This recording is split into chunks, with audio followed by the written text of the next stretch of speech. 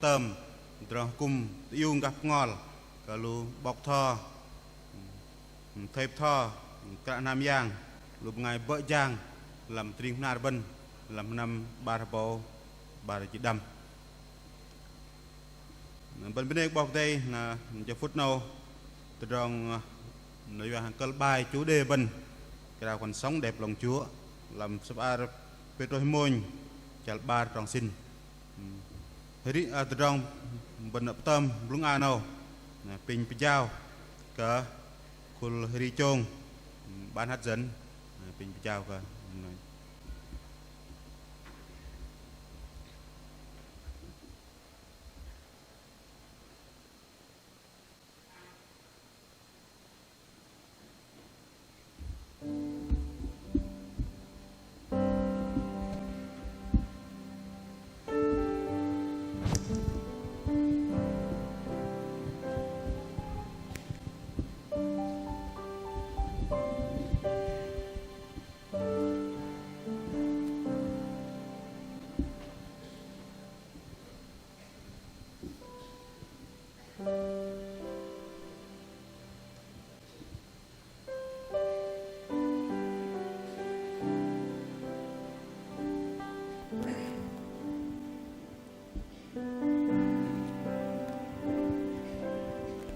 cho nó bên mình giờ cuộc bọc đi hàm từ rong heri cứ ăn cái bọc đi mình bên đây cái bọc đi cái yang bọc đi để mình nát ăn cái rib nu của bên để cơ heri làm từ rong mềm mình nát bọc đi nó vặt cái từ rong heri của bên cái bài bên này cái vặt cái heri cứ ăn cái bọc đi tapi dok luben nirbok de blok ang kidip luben jua kia ben kal ke ang ke bok de lam heri so min ring di dang bengai ma we lam thadak or jat hiop be ke krayang bo jang be ke krayang ham petrong jat hiop nam heri nak hal be bat anap se athai bat krayang je bok de se bai tang la jing ben lu bên riêng tầm mầm sư lu bên con plei pla sư chợ con triu làm tầm ăn nhiệt sư thầy bên nè là mất làm mang chàng sư bên nè ăn bé là mất làm cham sư bên nè bé cái sư bằng hari ăn cái nan sư do cái krayang lưng tròn mềm sư uy linh lang bằng tròn lưng bắt sư điền trúc điền môi cho nó bình đang khung lui bên bên yêu đai và cái drong heri bên se rengi bên heri se rajang lo trên đó khi mời hội thánh chúng ta cùng đồng đứng lên để chúng ta ngợi khen Chúa. Bài đầu tiên bài heri khánh mình drong an cờ bọc thì là mình hering pon jitro là nar bên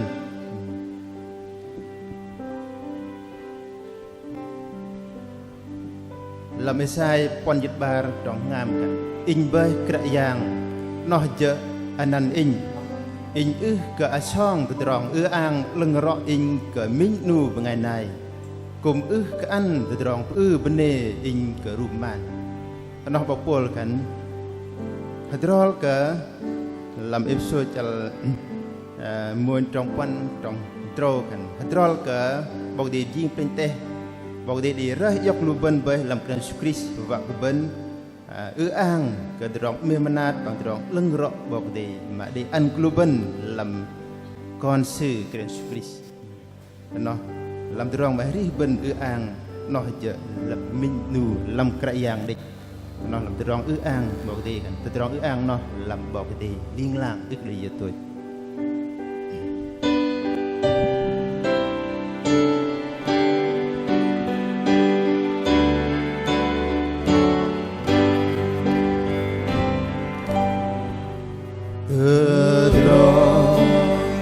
ang nó làm có cái để linh ta sự vỡ còn sự chúa gió cơ gió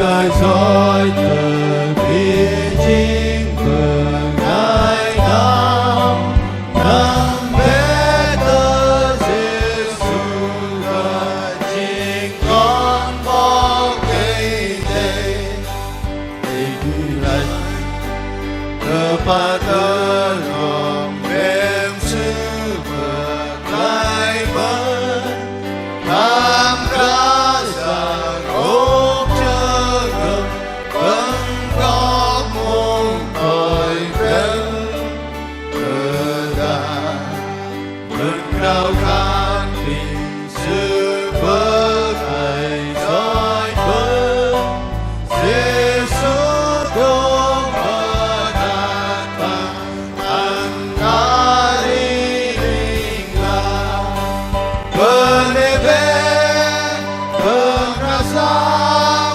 dan sekrau benrimdan benebek kekerasan dengan benyok apa rai đừng bergai soi tepi chim bengai nam bé tơ Giêsu đời chính con có cây đây bên lề cơ sư bé sư bơ rong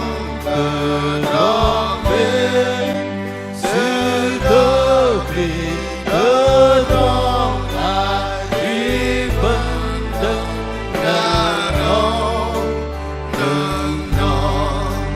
nhớ con bên đầy tơ rong dù đinh lang đinh bố Giêsu quay ở lại chữ tơ bay lần bên bên cơn ra giang đơn sức nào bên đêm nan bên bên cơn ra giang chân bên nhốt thờ phan thầy đừng bergai soi từ bi chính mừng ngày năm bé tơ Giêsu cơ chính con có cây đây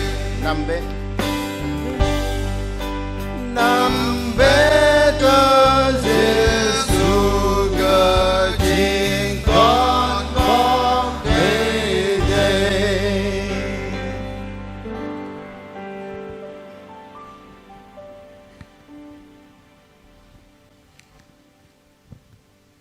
Nửa bậc đây kan in với cái giang nó chợ anh năn in ức song từ đó ức ăn đừng rõ rõ bên cú ức ăn cái bậc đây bằng lâm trăng ari bên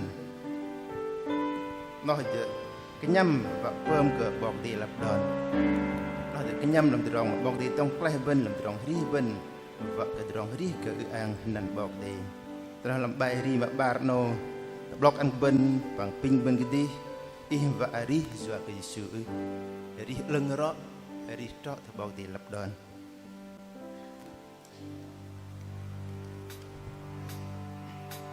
bai ring ba và ari zwa ke Yesu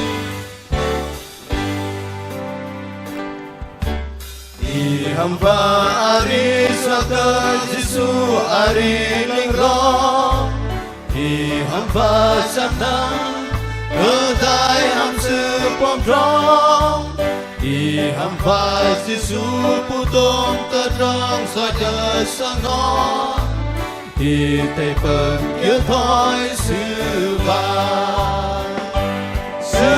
giang cơ tớp đi chinh vâng gai đam tháng năm sư gấp về chinh rơ gò lưng nhờ cơ thì bên ham tơ rong mềm đơn sư lưng đề tờ ba cây băng kia cơ sư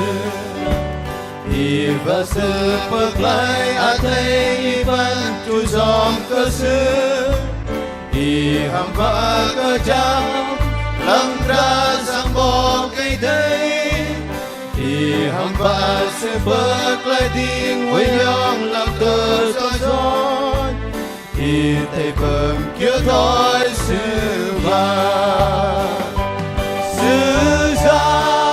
cơ tớt lý chính vâng ngài nào hàng năm sự gấu vì chính rơ có lần từ cơn thì bên hàng tơ đồng mềm đơn sư lần về cơ ba cơ y bấm chưa cơ sư thì hầm và lăng an đi qua tao tê chả bỏ cây đây thì hầm và bơ lo lăng cơ nó sư bơ cá thì hầm và bơ lưng lăng chân ngâm na bơ đàn cơ sư thì thầy vâng thiếu thói sư gian cơ tớt lý chính vâng ai nào tháng năm sự gấu vì chính rơ có lần trời cơn thì bên hắn tơ trong mềm đơn sư đừng về cơ ba cơ y quăng kia cơ sư ra cơ tớt lý chính vâng ai nào tháng năm sự gấu vì chính rơ có lần trời cơn thì bên hắn tơ trong mềm đơn sư đừng về cơ ba cơ y quăng kia cơ sư lưng đề cơ ba cơ y quăng kia cơ sư bên cua bên đây cả bọc đây chào các lăng chưa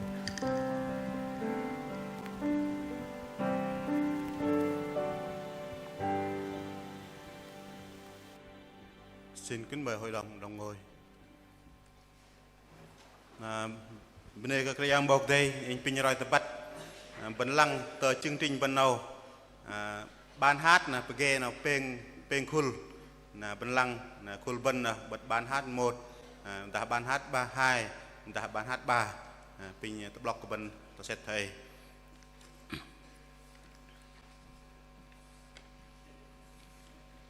trong danh Đức Chúa Jesus Christ cứu Chúa yêu dấu của chúng ta. Tạ ơn Chúa chúng ta một ngày phước hạnh được bồi linh tâm linh của chúng ta. Xin Đức Chúa Trời dẫn dắt, ban ơn, tể trị và ban phước trong kỳ hội đồng bồi linh này. Thay mặt cho ban tổ chức, tôi xin được kính giới thiệu và chào mừng. Thứ nhất, được hoan nghênh giới thiệu và chào mừng mục sư Nguyễn Hữu Bình, Tổng thư ký Tổng liên hội Hội Thánh Tin lành Việt Nam đã đến tham dự chương trình và là diễn giả chính của hội đồng ngày hôm nay. Xin mời mục sư đứng lên ạ.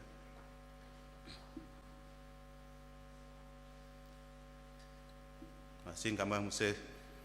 Thứ hai, xin được hoan nghênh và kính giới thiệu mục sư Hanh, ủy viên ban trị sự Tổng liên hội Hội Thánh Tin lành Việt Nam. Xin mời mục sư đứng lên.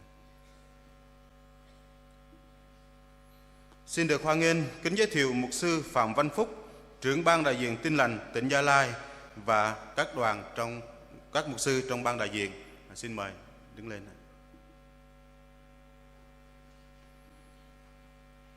Xin được kính giới thiệu và chào mừng quý mục sư, có 3 vị mục sư ở tại đây thuộc ban nhiệm nguyện người Girai cũng đến tham dự với chúng ta.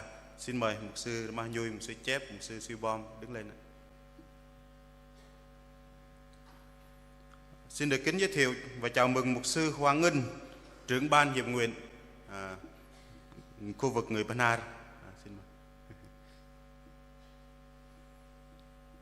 Xin được kính giới thiệu chào mừng mục sư Ninh, quản nhiệm chi hội Tin lành Plebetor, nơi chúng ta tham dự tổ chức chương trình bồi linh này. Xin mời mục sư Ninh đứng lên. Còn xin kính chào mừng tất cả quý mục sư trong ban hiệu nguyện người Ban Har cùng quý đời tới Chúa trong ban hiệp nguyện người Bernard, quý đời tới Chúa là những người ở nơi xa đã đến tại nơi đây để tham dự chương trình Bộ Linh buổi sáng hôm nay. Bên bên bọc đây anh bên ngày mà bọc thầy bọc thọ cả Nam Giang ngày vợ Giang làm rim hindi cùng làm truyền nar bên man giờ cúc cả Giang bọc đây làm cho phút nào bên bên cả Giang bọc đây pin cả Giang bọc đây ôi hết đây cùng chồng nhắc giờ bên cúc cả Giang tiêu gặp ngon cho cái bài cần sống đẹp lòng Chúa bên bên cả Giang bọc đây giờ phút nào pin bên bay đây bài heri số ba chục quan kalau sekan ba inch bawa ke day về lăng inch bên heri trong môi trong bar về bật yung mừng bro đây bên heri trong peng đang ai inch hiu mạ sư vợ inch năm tới giờ mạ năm tờ công ta làm thung thong tròn đạc sư cung về inch làm bri trong công ba inch bawa ke day bar plane ti về lăng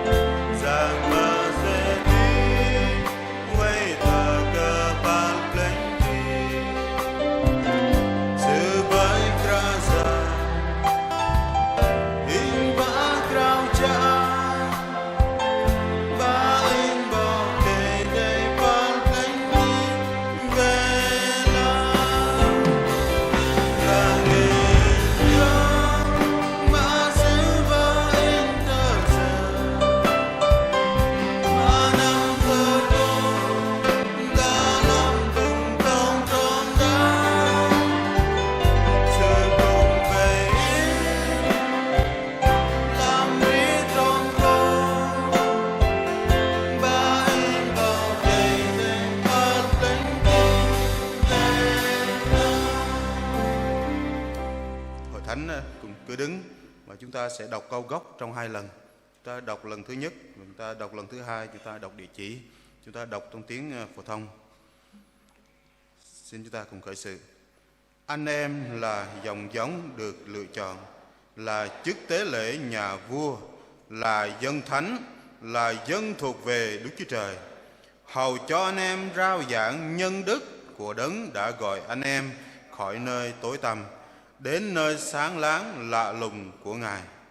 Anh em là dòng giống được lựa chọn, là chức tế lễ nhà vua, là dân thánh, là dân thuộc về Đức Chúa Trời, hầu cho anh em rao giảng nhân đức của Đấng đã gọi anh em ra khỏi nơi tối tăm đến nơi sáng láng lạ lùng của Ngài. Trong Phi-e-rơ nhất đoạn 2 câu thứ 9. Để Chúa Trời ban phước tể trị trong buổi linh sáng hôm nay. Xin trọng kính mời mục sư Hanh, vị viên ban sự tổng liên hội, lên tòa giảng cầu nguyện khai lễ.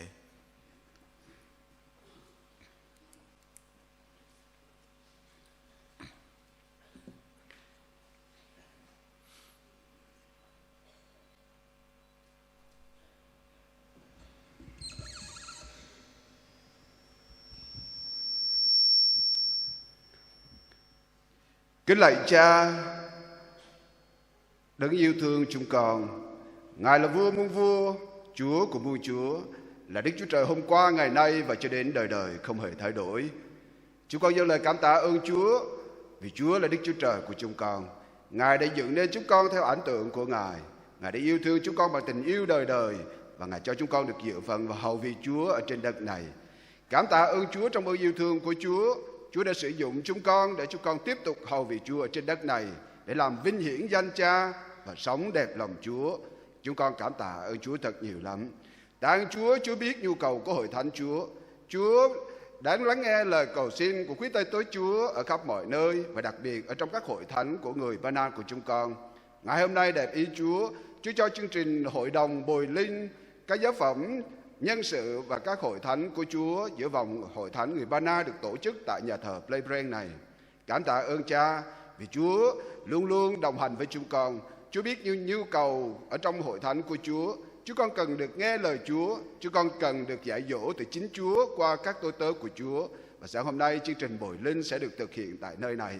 Tạ ơn Cha, Chúa cũng đã đưa đường tại tới Chúa thánh của Chúa là mục sư tổng thư ký, mục sư Nguyễn Hữu Bình. Cảm ơn Chúa, Chúa đã sử dụng ông như là để đem đến những sứ điệp cho hội thánh của Chúa tại đây, khích lệ chúng con mỗi người để chúng con thật sự nhận biết chúng con là ai, chúng con sẽ sống thế nào ở trong thế giới này, và chúng con sẽ làm vinh hiển danh Chúa khi chúng con sống đẹp lòng Chúa. Chúng con cảm tạ ơn Ngài. Cha kính yêu của chúng con cầu xin Chúa hiện diện ở trong ngôi đền thờ này, ở trong chương trình của chúng con từ buổi sáng đến hết ngày hôm nay, ở trong sự thờ phượng Chúa cũng như tôn vinh Ngài. Chúa giúp cho chúng con để chúng con ai nấy ra mắt Chúa trong sự kính kiền, trong lòng yêu mến Chúa, và hết thảy chúng con thật sự nhận được phước khi chúng con tương giao với Chúa và nhóm hiệp lại với anh em của chúng con trong sự thờ phượng Chúa ngày hôm nay. Cha ơi, xin Ngài cũng tha thứ cho mọi yếu đuối lỗi lầm của chúng con. Có những điều nào sai phạm ở trong mỗi cuộc đời của chúng con, có những gánh nặng nào về tội lỗi mà chúng con còn vấn vương ở trong đời sống của chúng con, xin Chúa bày tỏ cho chúng con biết, và Ngài cũng tha thứ cho chúng con mọi điều, giúp cho chúng con biết ăn năn mọi sự sai phạm của chúng con, để chúng con thật sự nhận được sự tự do ở trong Chúa. Chúng con sẽ vui thỏa khi chúng con được sống ở trong sự tha thứ và sự ban ơn của Chúa ở trong mỗi cuộc đời của chúng con. Chúng con tạ ơn Ngài. Chúa kính yêu của chúng con cầu xin Chúa cũng hiện diện ở trong hết thảy chương trình của chúng con. Ngài ban ơn cho hết thảy nào quý tới Chúa là những người có trách nhiệm trong chương trình tổ chức ngày hôm nay, để ai nấy trong những chức vụ mà chúng con nhận lãnh, ở trong những tiết mục mà chúng con sẽ thực hiện, để được ban ơn và sự sức giàu của Chúa. Quý tay tôi của Chúa cũng sẽ hết lòng là điều đó, để đem lại một chương trình bồi linh thật sự ý nghĩa và phước hạnh cho hết thảy hội thánh của Chúa sáng hôm nay. Chúa cũng ban cho anh chị em là những người sẽ góp phần ở trong chương trình thờ phượng Chúa ngày hôm nay.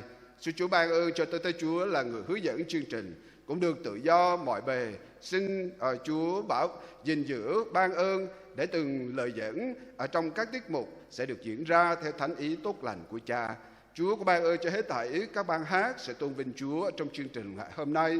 Cha ơi, lòng của chúng con khát khao được ngợi khen Chúa. Xin Chúa giúp cho hết thảy anh chị em ở trong ban hát cũng hết lòng đến với Chúa ở trong sự ngợi khen tôn vinh danh thánh của Cha của chúng con. Xin Chúa cũng ban ơn cho ban đàn cũng như hết thảy các bộ phận ở trong kỹ thuật, để rồi ai nấy ở trong chúng con cũng nhận thấy được sự hiện diện của Chúa, sự ban ơn của Ngài ở trong hết thảy các chương trình của chúng con thờ phượng Chúa và buổi lên ngày hôm nay. Cha kính yêu của chúng con, ở trong chương trình thờ phượng Chúa, chúng con cũng có rất nhiều ban ngành cũng giúp sức cho để chương trình của chúng con được kết quả và tốt đẹp. Ngài thăm viếng, Ngài cũng ban ơn cho từng người một, cũng thế thảy các thiết bị mà chúng con sử dụng để mọi điều được diễn ra tốt đẹp. Chúng con cảm tạ ơn Cha.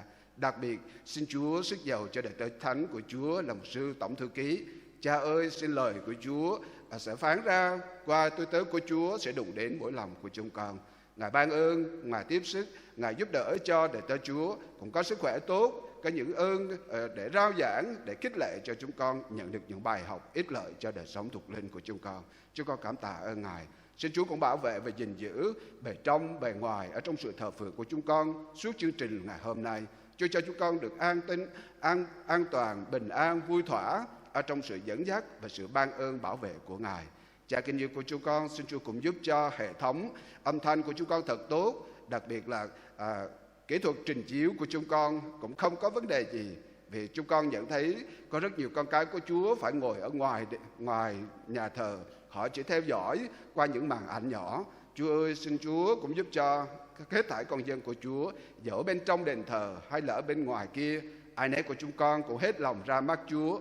Chúng con kính kiện ở trước mặt Chúa. Chúng con sẽ mở lòng, mở trí để tiếp nhận lời của Chúa, và chúng con sẽ nhận được phước khi chúng con đến với Chúa bằng cả tâm lòng của chúng con. Một lần nữa, chúng con cung kính chương trình bồi linh các hội thánh của Chúa, giữa từ các giáo phẩm, chấp sự, nhân sự và hết thảy con dân của Chúa giữa vòng các hội thánh người Ba Na trong suốt ngày hôm nay trong linh Cha của chúng con. Nguyện Chúa ban ơn dẫn dắt từ thì giờ đầu cho đến thì giờ cuối ở trong chương trình bồi linh này được diễn ra tốt đẹp và bình an, phước hạnh cho hết thảy chúng con. Chúng con cảm tạ ơn Ngài. Chúng con cùng hiệp ý và cầu nguyện nhờ danh Đức Chúa Giêsu Christ. Amen.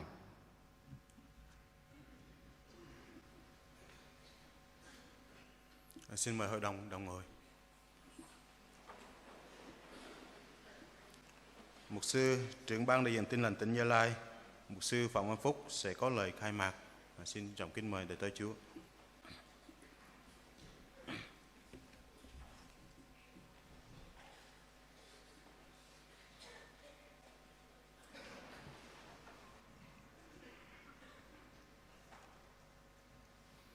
Kính thưa mục sư Nguyễn Hữu Bình, Tổng thư ký Ban trị sự Tổng Liên hội Hội Thánh Tin lành Việt Nam. Kính thưa mục sư Hanh, Ủy viên Tổng Liên hội, Mục vụ tỉnh Gia Lai. Kính thưa các đầy tớ Chúa trong ban đại diện, ban hiệp nguyện khu vực 3 của người Ba Na, ban đại diện khu vực 2 của người Chorai tại Pleiku. Thưa hết thảy quý đầy tớ Chúa, quý chấp sự, nhân sự, truyền đạo tình nguyện cùng hết thảy quý con cái của Chúa. Chúng ta vui mừng dâng lời cảm tạ ơn Chúa vì chúng ta có ngày bồi linh đặc biệt trong ngày hôm nay, để chúng ta được bồi linh, được thông công cho các giáo phẩm, chấp sự, nhân sự và các đầy tớ Chúa ở trong ban đại diện. Tạ ơn Chúa cho ban đại diện tỉnh Gia Lai chúng ta đã tổ chức được 4 cái hội đồng trong năm nay, và đây là hội đồng thứ 5 của năm 2025. Ngày mai chúng ta có hội đồng bồi linh cho khu vực người Chorai ở Pleiku, và chương trình tổ chức tại Vlen. Chúng ta dâng lời tạ ơn Chúa. Hôm nay chúng ta được tổ chức tại nhà thờ Blay Brento tại đây. Điều chúng ta cũng đáng tiếc đó là không thể có hết thảy con cái Chúa đến dự được, bởi vì số lượng quá đông.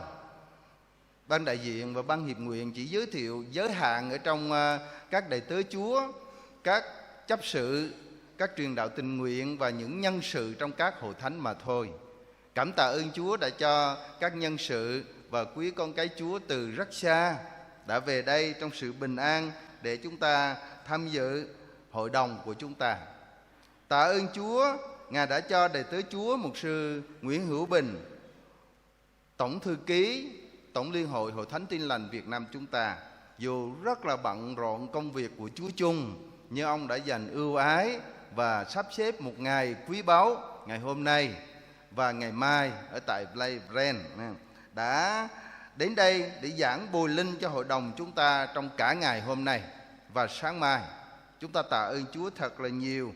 Và chủ đề chính của hội đồng chúng ta năm nay là sống đẹp lòng Chúa, và câu gốc được chép trong Phi-e-rơ nhất đoạn 2 câu 9 mà chúng ta đã đọc qua.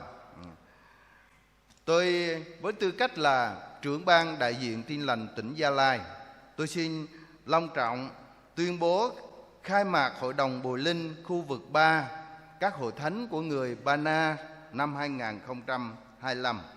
Cầu xin Đức Chúa Trời Ba Ngôi ban phước cho hội đồng, và cầu xin Đức Thánh Linh điều hướng, ban ơn, dẫn dắt hội đồng trong ơn của Ngài, để cho chúng ta có một ngày hội đồng thật sự phước hạnh, và ai nấy đều được khích lệ trong đức tin, được tăng trưởng trong đời sống theo Chúa của chúng ta. Xin Chúa ban phước cho toàn thể hội đồng. Amen.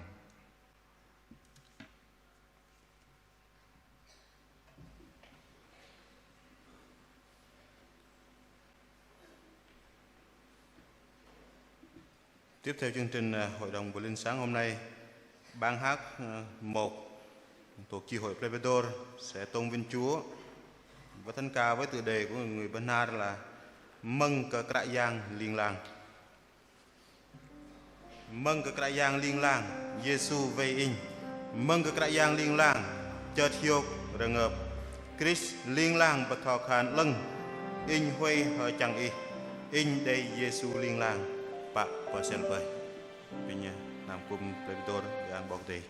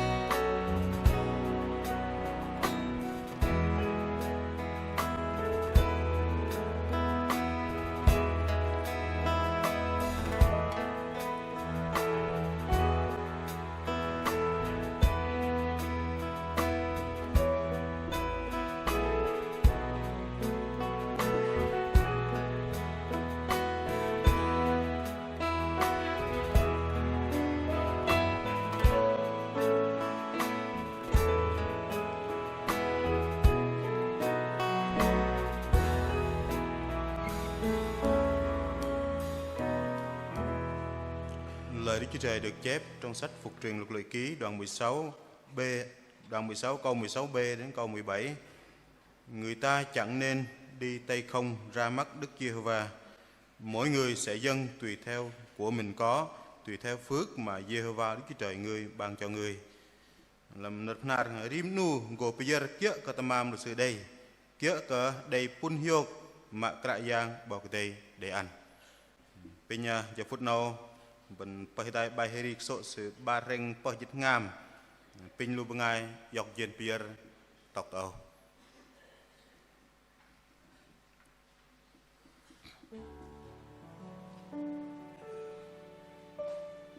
Bên heri cái đây đó heri đằng trong môi trục trong pon đi lại.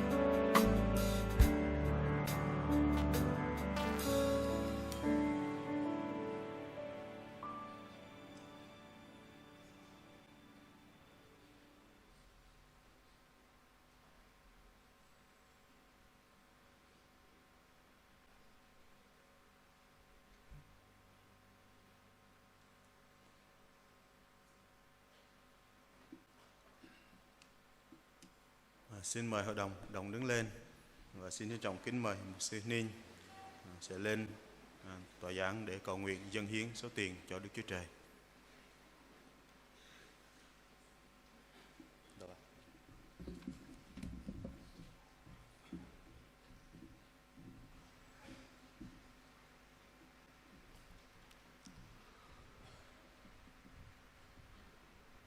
Cú bende ang kerajaan tengah proses tepang menyatap darah tengah hari linglang dan cek ke nimon pang ibah kerajaan mem tom terang yang tergumnyon terang jatiok kami pang ibah kerajaan an tom terang hiokian ke di dang kon lu mengabak jang behdai bilang de terang liam kau jatiok nuk noa nhân jatiok nek kerajaan tengah lemnat no kẹo đẹp cả cùng tiêu trong núi lâm riêng làm nار nó lịch ít cái dạng lịch ít về đây một sư trong thư ký cũng đây trút ao từ cùng nhân lịch ít về đây đang là bằng vợ giang kỹ đừng bạn đại diện đi đang làm bằng vợ giang bọc thò thệp thò cả tham giang ít về đây ít về đang ít cùng nhân tôn trọng lúc nào học lần đồng ý nói sự về đây đừng lung ai hay trút cái giờ nó đang kinh nhon bớt hanap boh bat bớt làm tiếng ngâm nhon làm tròn đuôi nhon cái giang tròn nhẫn miếng kỹ thay giờ boh bớt là cho nó cái giang để bớt mà nhon bene nhon pier kỹ jen tamam nó bớt hanap boh làm tiếng ngâm rip nu cái giang là cho nó pai pin cái giang tặng là về đây về làm tiếng ngâm nhon làm tròn mà nhon để pier kỹ jen tamam nó và cả đi nó tôn tròn thay irap dan nanya pin pier bjau ki so jen ma de ma ya cho cái yang tôn ra gấp anak i và pin tu pun hio krim nu lu ngai ma be jang ki lu ngai ma bat bene ki pier ki ja no cái yang ga chat yok pang jen tamam cái yang ga yuan trong ma chat yok ang kyo thay irap dan bjau ki krau khan ham na cái yang Jesus Christ amen.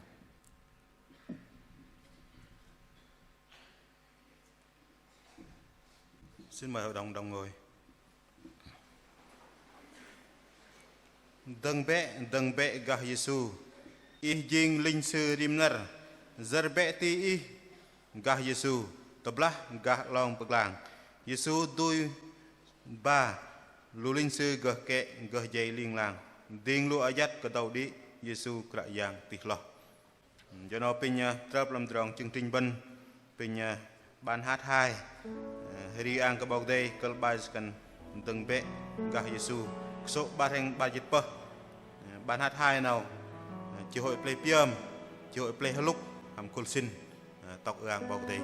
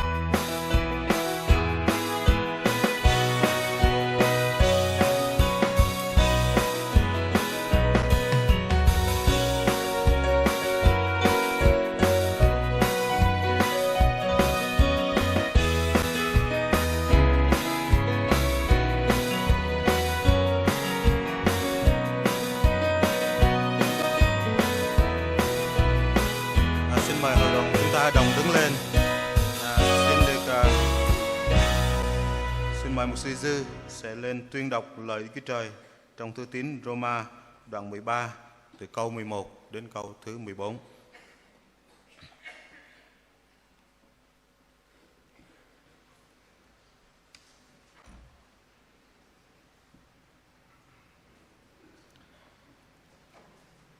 Xin kính mời hội thánh đồng mở kinh thánh và lắng nghe lời của Đức Chúa Trời được chép trong thơ của Phaolô gửi cho người Roma đoạn 13 từ câu 1 đến câu 14.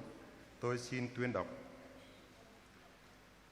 Hãy ăn ở như vậy, vì biết thời kỳ đương lúc chúng ta đây, giờ anh em từ ngủ thức dậy đã đến, bởi sự cứu hiện nay đã gần chúng ta hơn lúc chúng ta mới tin. Đêm đã khuya, ngày gần đến, vậy chúng ta hãy lột bỏ những việc tối tăm mà mặc lấy áo giáp sáng láng. Hãy bước đi cách hẳn hoi như giữa ban ngày, chớ nộp mình vào sự quá độ và say sưa, buông tuồng và bậy bạ, rầy rà và ghen ghét. Nhưng hãy mặc lấy Đức Chúa Giêsu Christ, chớ chăm nom về xác thịt mà làm cho phí lòng dục nó. Ngồi. In day jengem yok maheri dengar sư hoài yok in bene ke Chris krayang tihloh yok sư hoài yok in dengar sư hoài yok in dengar sư hoài yok in hiri bene ke sư dengar sư hoài yok in hiri bene ke sư linh lang jano pinya khul hiri khul ma peng kan ban hat so ba nào hiri ang bok day kelbai kan dengar sư hoài yok in số mình đang pon chỉ đâm làm thành ca phna bần pin cô đi tóc ang bọc đầy.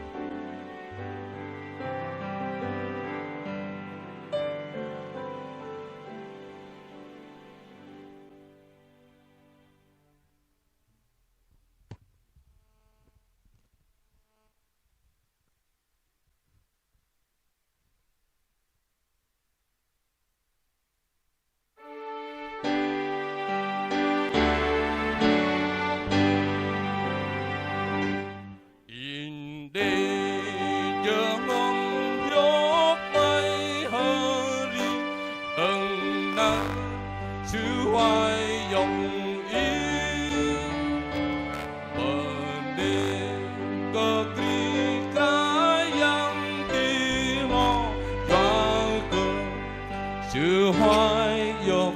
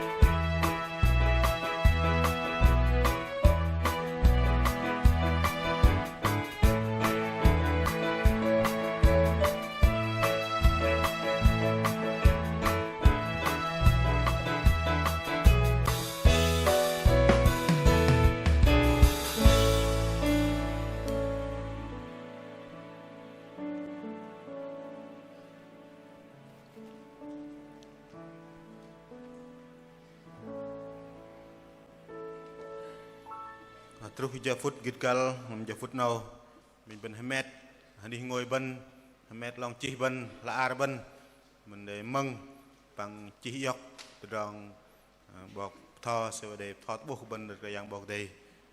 Đến giờ này chúng ta sẽ được nghe lời Chúa Trời trong thư tín Roma đoạn 13 từ câu 11 đến câu thứ 14 giảng luận lời Đức Chúa Trời buổi sáng hôm nay. Xin trọng kính mời mục sư Nguyễn Hữu Bình, tổng thư ký Tổng hội Hội Thánh Tin Lành Việt Nam đến tòa giảng ban phát sứ điệp của Chúa.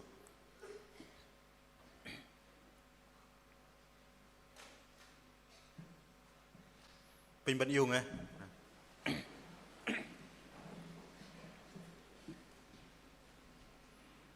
Cầu nguyện đáp ứng cầm sự dịch.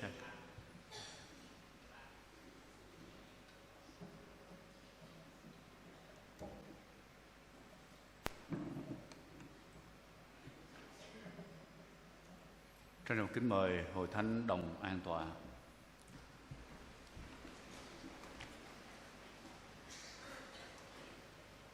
Trước hết tôi dâng lời cảm tạ ơn Chúa và cũng chân thành cảm ơn quý mục sư ủy viên mục vụ ban đại diện đã dành cho tôi cơ hội này.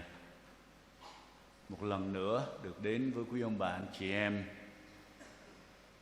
được nhìn thấy cả đoàn dân đông từ ở bên trong nhà thờ đến bên ngoài. Chúng ta không kể những phương tiện xung quanh là trở ngại, nhưng chúng ta dành cả tâm tình của mình hướng về Chúa trong sự thờ phượng. Cũng được chứng kiến các ban hát lễ, anh chị em đã thật là chỉnh chu để cùng nhau ca ngợi Chúa. Dầu tôi không hiểu được tiếng Ba Na của anh chị em, nhưng tất cả những giai điệu của các bài thánh ca, chất giọng anh chị em cất lên để tôn vinh Chúa. Tôi ngồi bên dưới được hòa lòng với anh chị em, dâng lên cho Đức Chúa Trời những của lễ. Thưa với quý ông bà anh chị em, hơn lúc nào hết, ở trong thời điểm này chúng ta gọi là những ngày cuối rốt, có biết bao nhiêu điều có thể làm cho chúng ta nguội lạnh trong đường tin kính. Chúng ta bị đời len vào, làm cho chúng ta có danh là tôi con của Đức Chúa Trời, nhưng chất lượng về đời thuộc linh, phẩm hạnh thuộc linh dường như đang có những sự sa sút. Cho nên trong cả ngày hôm nay, tôi muốn dùng lời của Chúa để khích lệ, để nhắc nhở, và chúng ta cam kết cùng nhau sống một đời sống trong những ngày còn lại của từng đời người trên đất là một đời sống đẹp lòng Chúa. Mặc Luther là người đã cải chánh giáo hội, đưa chúng ta trở về với nền tảng kinh thánh sau những lầm lạc xa rời nền tảng lời Chúa. Bây giờ chúng ta là những người được thừa hưởng điều đó, và mong rằng anh chị em với tôi, chúng ta dựa trên lời của Đức Chúa Trời để nuôi mình mỗi ngày. Trong lịch sử của Hội Thánh ghi lại cho chúng ta một giai thoại, đó là Augustine. Augustine là một người sống phóng đảng, dẫu mang danh là tín hữu của Đức Chúa Giêsu Christ trên đất. Nên giờ chính đời sống của ông sống phóng đảng theo bản năng của một con người, thì ông đã thấy thất bại trong con đường tin kính của mình, trong danh phận làm con trai của Đức Chúa Trời. Vì vậy có những trăn trở ray rứt ở trong lòng, để có thể chiến đấu trở nên một người thực sự sống tin kính cho Chúa với những gì con người bình thường của mình phải đối diện ở trong bản năng của một con người thiên nhiên.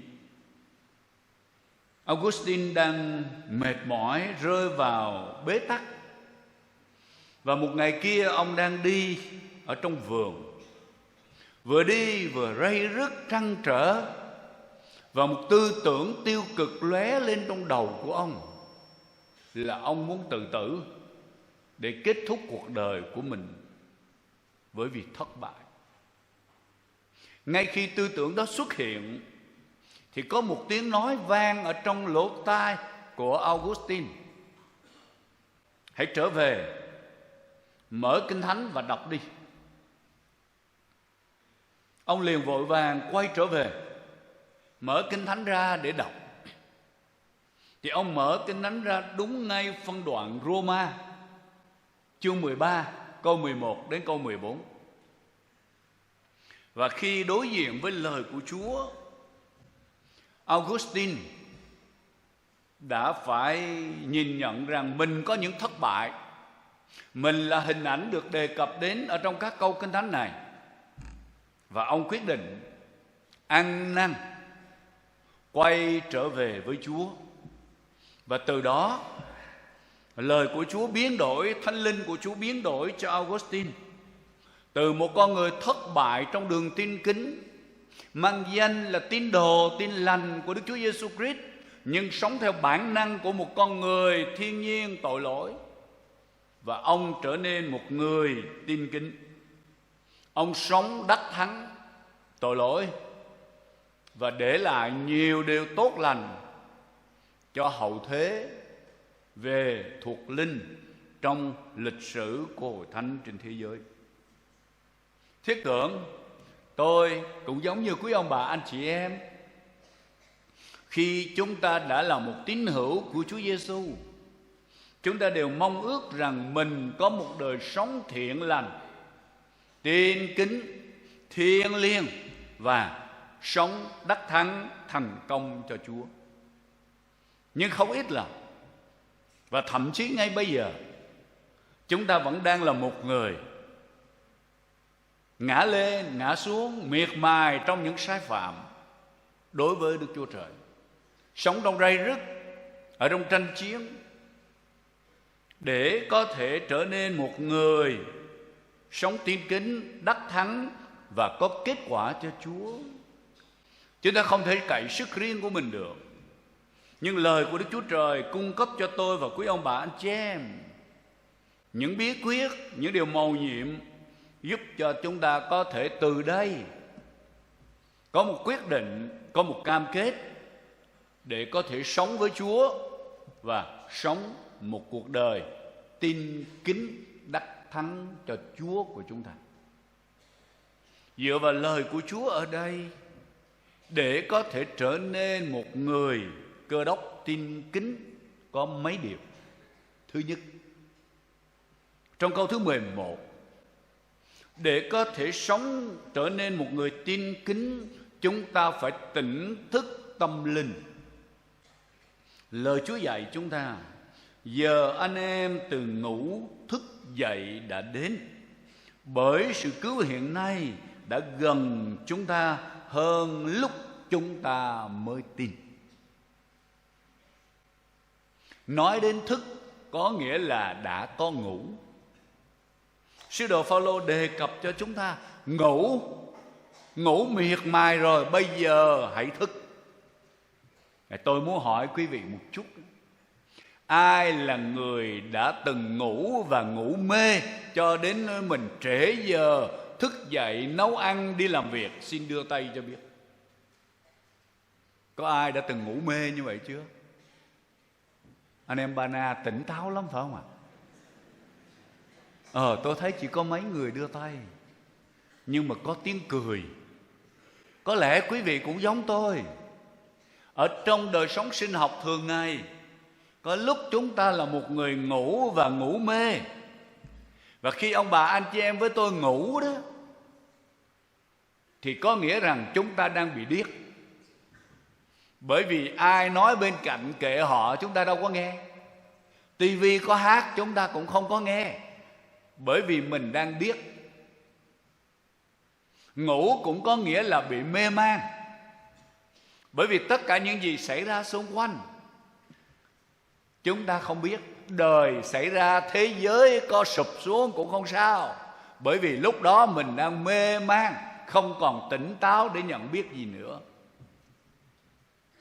Đây là ý nghĩa của chữ ngủ mà Kinh Thánh muốn nói đến. Không phải chỉ trong phương diện thể lý, nhưng mà ngay cả trong phương diện thuộc linh của tôi với quý ông bà anh chị em. Khi một người rơi vào trong tình trạng ngủ là ý tức chúng ta không còn nhận định được hư thực thế nào, và hoàn toàn là một người mang danh tín đồ Chúa Giêsu nhưng đang sống và chiều theo con người xác thịt của chúng ta. Lời cảnh báo ở đây, giờ ngủ phải thức dậy đã đến. Nghĩa là chúng ta đừng sống trong một tình trạng điếc bịt tai với lời của Đức Chúa Trời.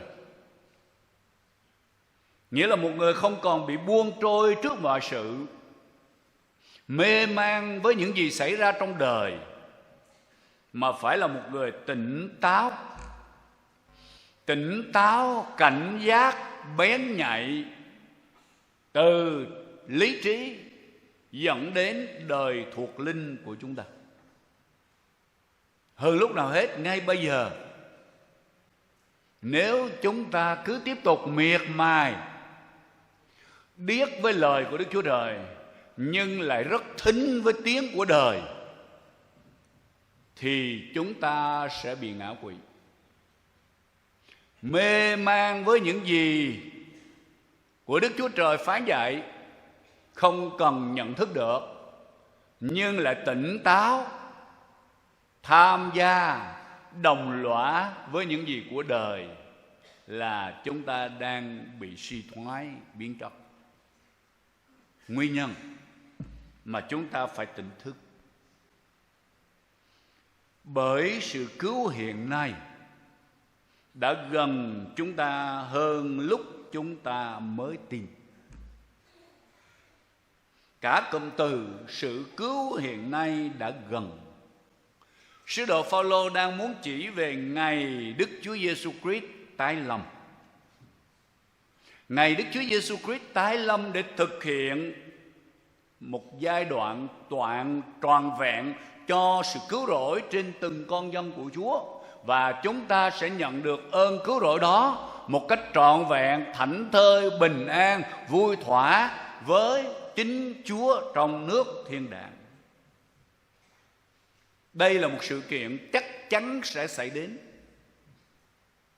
Ngày đó là ngày chúng ta phải trình diện với Chúa, và tất cả mọi người giống như chúng ta phải ra trước tòa án, khai trình mọi việc mình làm, cung cách mình sống ở trên đất này trong những năm tháng qua như thế nào. Không một ai có thể giấu giếm bất kỳ một điều gì. Và ngày đó gần hơn ngày tôi với quý ông bà anh chị em mới tin nhận Chúa Giêsu. Bởi vì thời gian không có dừng lại, thời gian đang tiếp tục đi và tiến gần đến ngày Chúa Giêsu tái lâm. Và trong thời gian này, cột mốc hiện nay cho đến ngày Chúa Giêsu tái lâm, tôi với quý ông bà anh chị em đang ở trong giai đoạn là chờ đợi, sửa soạn ngày Chúa tái lâm và gặp gỡ Ngài. Thế nhưng dường như đời cuốn hút, dường như sự chờ đợi ngày Chúa tái lâm, chúng ta gặp gỡ Chúa đó còn lâu, cho nên chúng ta có những gì vơi đi, nhạt nhòa và rơi vào trong chỗ ngủ mê thuộc linh, hòa lẫn với đời, không còn phân biệt đâu là sai, đâu là đúng, đâu là thật, đâu là ảo, đâu là tội lỗi, đâu là thánh khiết, đâu là đạo lý của Chúa dạy, và đâu là phương cách của đời. Vì vậy tín đồ Tin Lành ngày nay, người ta nói dối, mình cũng có nói dối. Người ta đi biôm, mình cũng có biôm. Người ta có vé số đề, mình cũng có số đề. Người ta có lường gạt nhau, trong cộng đồng Tin Lành cũng có những điều lường gạt nhau. Vô số những điều khác xảy ra. Nhưng ông bà anh chị em ơi, tất cả những dấu hiệu xảy ra trên thế giới, và dựa vào trong Ma-thi-ơ chương 24, chúng ta thấy thời triệu hay là dấu hiệu Chúa tái lâm đã được xảy ra ở trên đất. Và ngày Chúa Giêsu hồi lai đã gần lắm rồi. Nào là giặc giả, nào là động đất, nào là chiến tranh, nào là dịch lệ, vân vân. Tất cả những điều ấy như là lời cảnh báo, như là tiếng chuông để nhắc nhở cho tôi, ông bà, anh chị em, nếu là người từng buông lơi, nếu là người từng vô kỷ luật trong đời thuộc linh, nếu là những người bị đời xâm lấn, đời thuộc linh chúng ta nguội lạnh, xa cách Đức Chúa Trời, thì chúng ta cần phải là một người kịp thời nắm lấy cơ hội này, sửa soạn lại đời sống của mình để trở nên một người sống cảnh giác cao độ, tỉnh táo trong đời thuộc linh, và sẵn sàng trình diện chính Chúa Giêsu trong ngày Chúa tái lâm. Tôi thử đặt một câu hỏi giả định. Nếu chúng ta đang ngồi ngay trong nhà thờ này, nhưng rồi khi Chúa tái lâm, ngó qua bên phải, người bên phải được cất lên, không thấy đâu nữa. Mới thấy ông Bình sát bên cạnh đây, bây giờ ông được cất lên mất rồi. Thì ông bà anh chị em sẽ thấy thế nào? Tâm trạng của chúng ta sẽ ra sao lúc đó? Ông bên phải được cất lên, ông bên trái được cất lên, còn tôi thì đang ngồi ở đây. Có suy nghĩ gì? Tôi đang là người bị bỏ lại. Ông bà anh chị em sẽ có cảm xúc gì trong khi đó? Vui hay là buồn? Có gì hối tiếc không? Hối tiếc bao giờ nó cũng đến trong muộn màng cho đời sống của chúng ta. Nhưng lời của Chúa đang cảnh báo cho tôi và quý ông bà anh chị em, ân điển của Chúa vẫn còn dành cho một cơ hội để tôi với quý ông bà anh chị em sáng nay nhân cơ hội kỳ bồi lên này, lời Chúa nhắc cho chúng ta đừng tiếp tục ngủ mê thuộc linh nữa, tỉnh táo trở lại, cảnh giác trở lại cao độ, nắm lấy cơ hội này và sửa soạn đời thuộc linh của mình. Đó là thức tỉnh tâm linh để trở nên một người tin kính cho Chúa ngay trên đất. Điều thứ hai, người Cơ Đốc tin kính là người phải mặc lấy áo giáp sáng láng.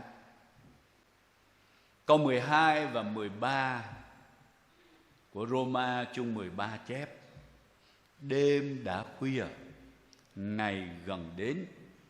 Vậy chúng ta hãy lột bỏ những tối tăm mà mặc lấy áo giáp sáng láng. Hãy bước đi cách hẳn hoi như giữa ban ngày, chớ nộp mình vào sự quá độ và say sưa, buông tuồng và bậy bạ, rầy ra và ghen ghét. Ý nghĩa của áo giáp mà sứ đồ Phao-lô muốn nói ở đây, nói đến áo giáp là nói đến một loại khí dụng của quân đội.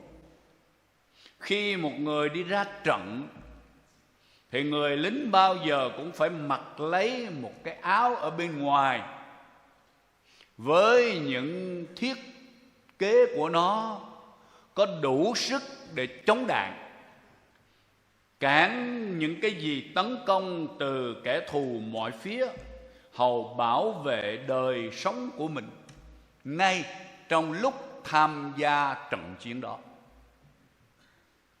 Về đời thuộc linh, tất cả mọi con dân của Chúa, dầu là nam hay nữ, trẻ hay già, chúng ta đang là những chiến sĩ trong chiến trận thuộc linh.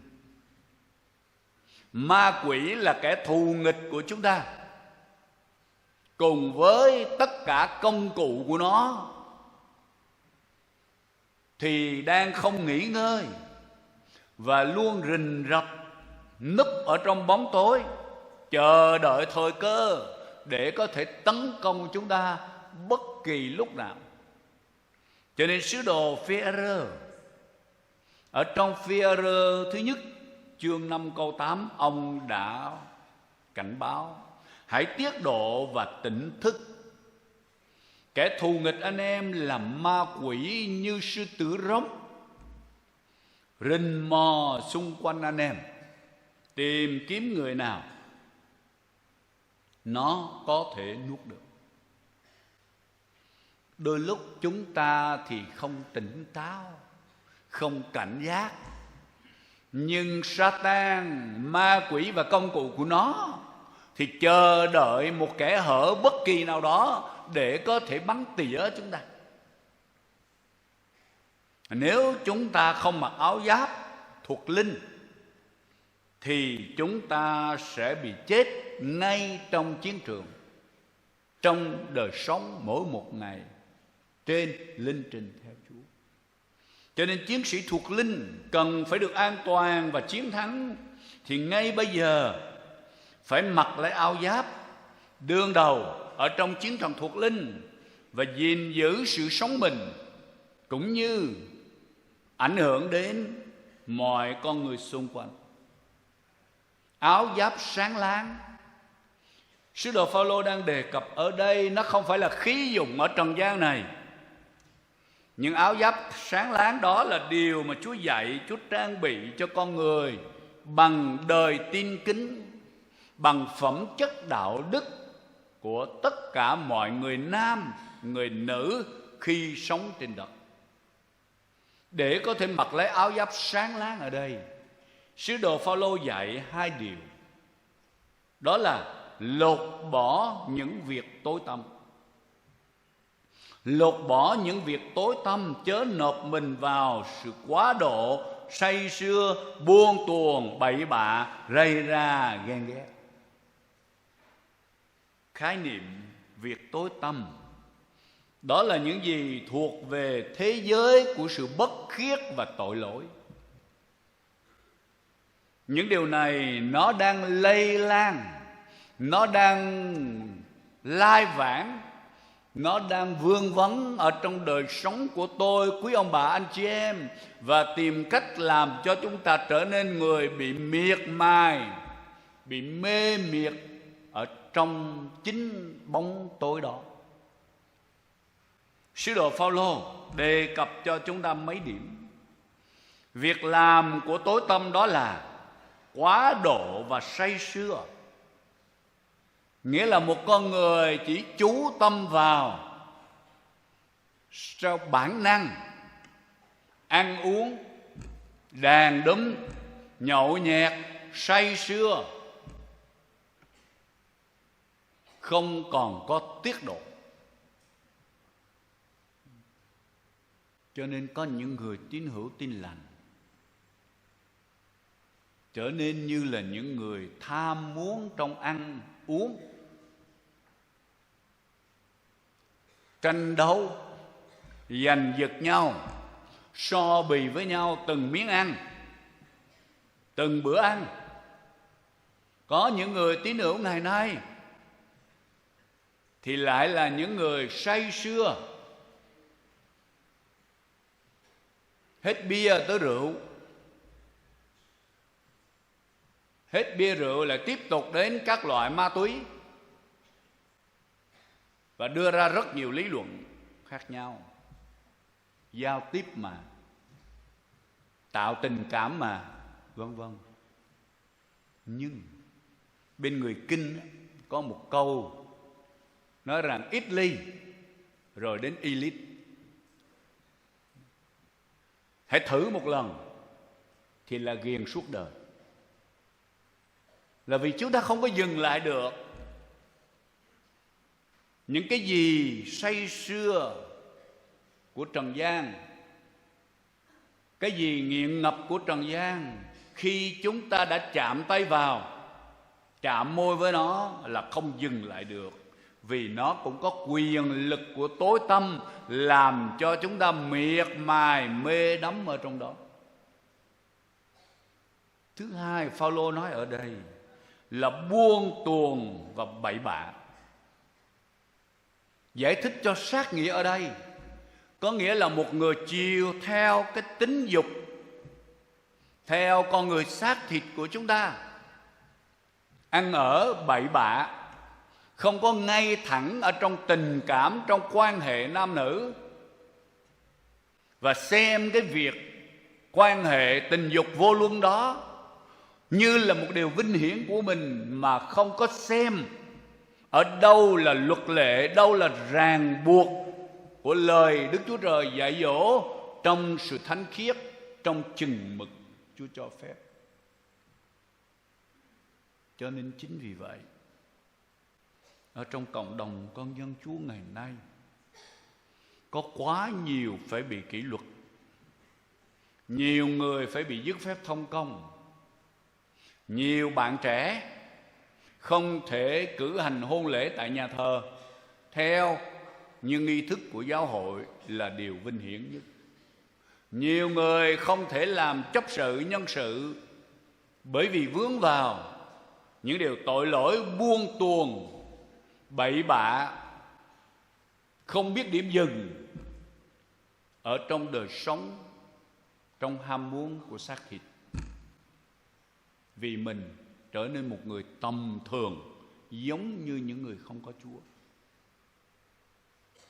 Cụm từ thứ ba mà sứ đồ Phao-lô nói ở đây đó là rầy ra và ghen ghét. Những điều này có thể kể, đó là cái chuyện gì cũng gây gổ. Một người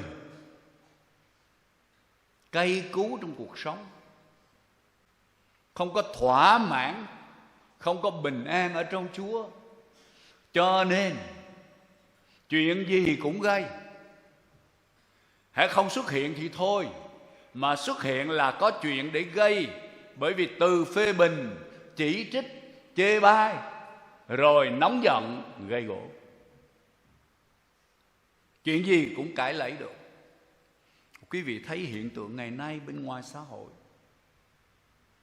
quẹt xe một chút cũng nóng giận, cũng cãi lẫy, cũng đánh đấm. Va chạm nhau một chút không nhường. Bởi vì con người thích thể hiện mình là anh hùng, cho nên thích tranh cạnh, thích cãi cọ, thích đấu tranh. Rồi chưa hết, từ chỗ một con người hay cãi cọ, không muốn ai thắng mình, thì đi đến một chỗ nữa, đó là ghen ghét hay là ganh tị, đố kỵ. Không muốn một người nào bên cạnh mình sống thiêng liêng hơn mình, không muốn một người nào phục vụ Chúa và được khen ngợi hơn mình, không muốn một ai có những kết quả ngay trong công tác phục vụ Chúa hơn mình, không muốn một người nào hơn mình ở trong đời thường. Người ta không khen tôi, mà khen ông A, ông B, chị C là tôi không chịu. Phải tôi là người số 1.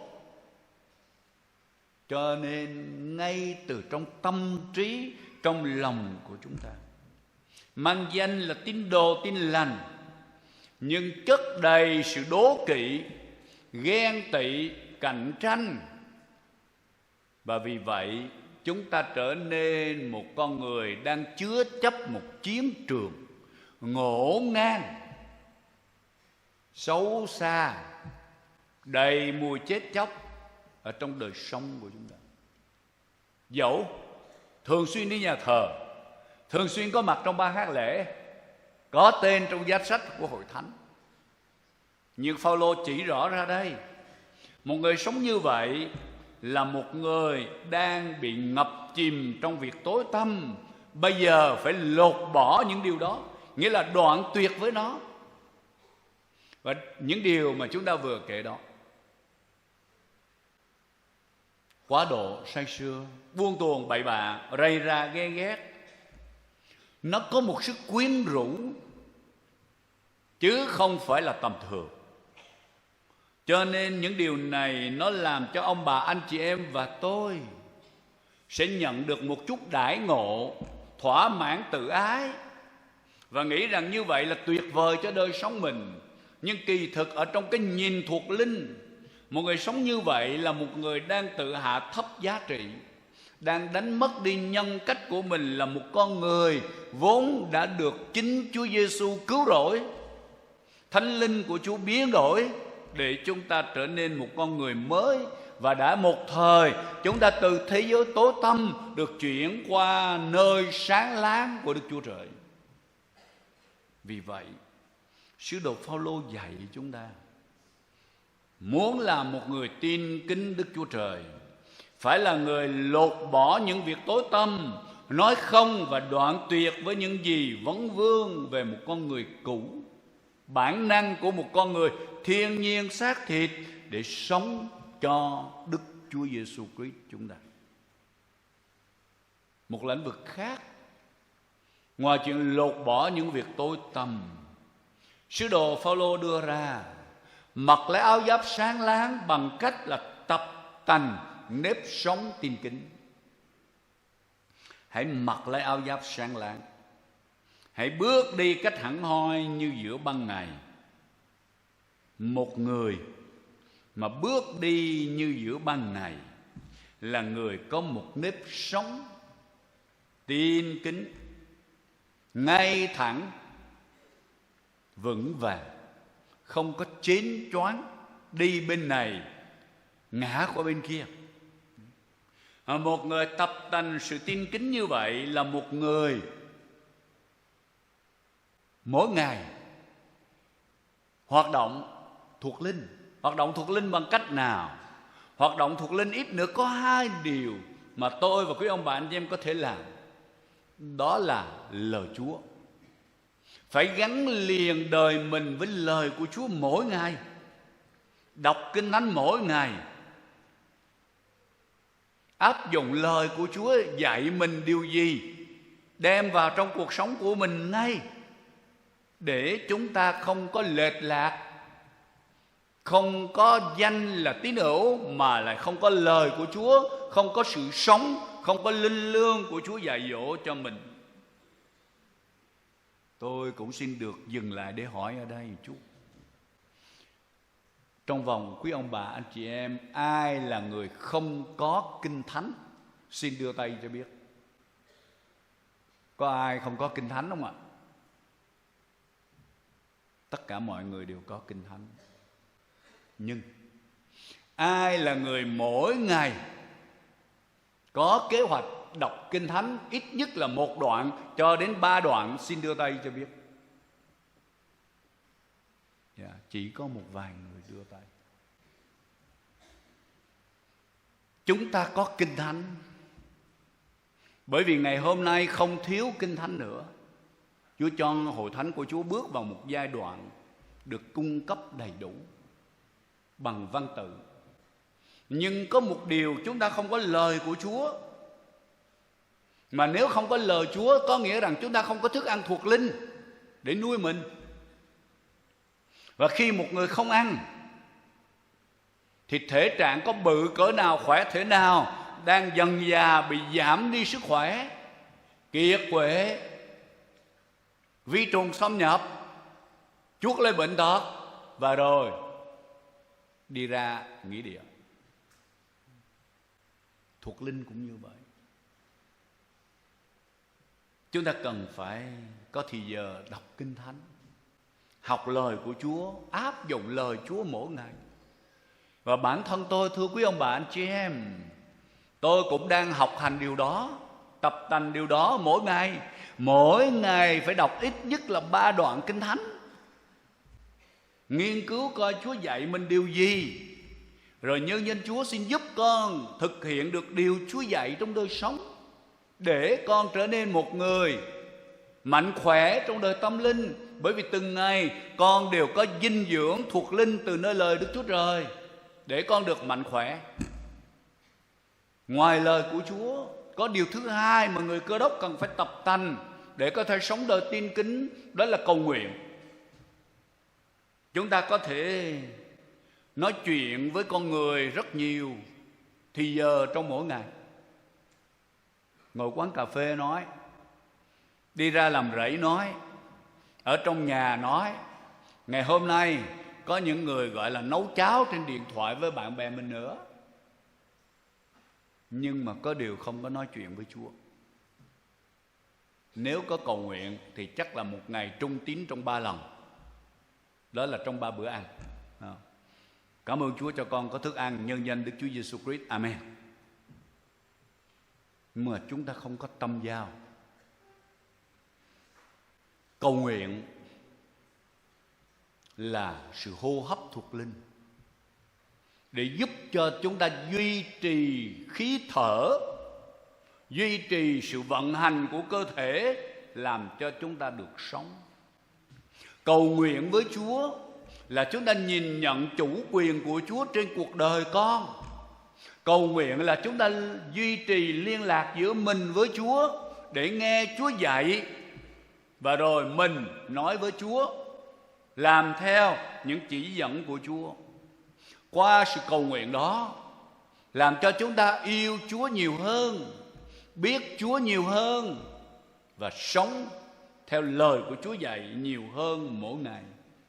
Và khi chúng ta là người có lời của Chúa, có linh lương của Chúa cung cấp, nuôi tâm linh chúng ta mỗi ngày, khi chúng ta cầu nguyện mỗi ngày, chắc chắn ông bà anh chị em và tôi sẽ loại bỏ được con người thiên nhiên, là một con người điều khiển chúng ta theo xác thịt, theo bản năng của một người không tin kính.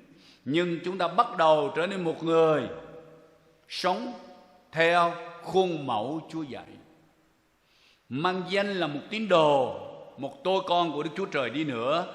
Nhưng nếu chúng ta không có lời Chúa, nếu chúng ta không cầu nguyện, thì đời sống đó bị vinh hiển của Đức Chúa Trời suy giảm, vinh hiển của đời tỏa rạng. Nói một cách khác, khi chúng ta không có lời Chúa, không có cầu nguyện, thì Đức Chúa Trời bị che khuất đi, đặt vào một vị trí thứ yếu. Đời và xác thịt được nâng cao. Chúng ta trở nên một người mất đi mục tiêu thiêng liêng, mất đi lý tưởng, mất đi cả sứ mạng. Và Đức Chúa Trời của ông bà anh chị em với tôi đang tin cậy trong chính đời sống mình sẽ bị người ta nhạo báng, bị đời coi thường.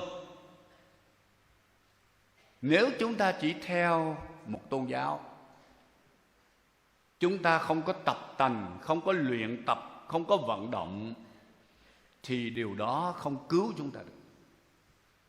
Nếu chúng ta là con cái của Chúa, chúng ta phải trở nên một vận động viên thuộc linh, phải trở nên một cơ thể mạnh mẽ về đời thuộc linh, tiếp nhận lời Chúa, giao thông với Chúa mỗi ngày. Và từ đó tôi với quý ông bà anh chị em trở nên một người mặc lấy áo giáp sáng láng về phương diện thuộc linh, sống một cách mạnh mẽ ở giữa đời, làm mọi việc quang minh chính đại, rõ ràng, để bày tỏ được vinh quang của Đức Chúa Trời qua một con người tin kính. Điều thứ ba Chúa dạy ở đây, một người Cơ Đốc tin kính là người mặc lấy Đức Chúa Giêsu Christ. Câu thứ 14 dạy chúng ta: hãy mặc lấy Đức Chúa Giêsu Christ, chớ chăm nom về xác thịt mà làm cho phỉ lòng dục nó. Tôi trưng dẫn cả bản phổ thông để quý ông bà anh chị em dễ hiểu. Hãy trở nên giống như Chúa Cứu Thế Giêsu, để khi mọi người nhìn thấy anh em là nhìn thấy Chúa trong đời sống mình.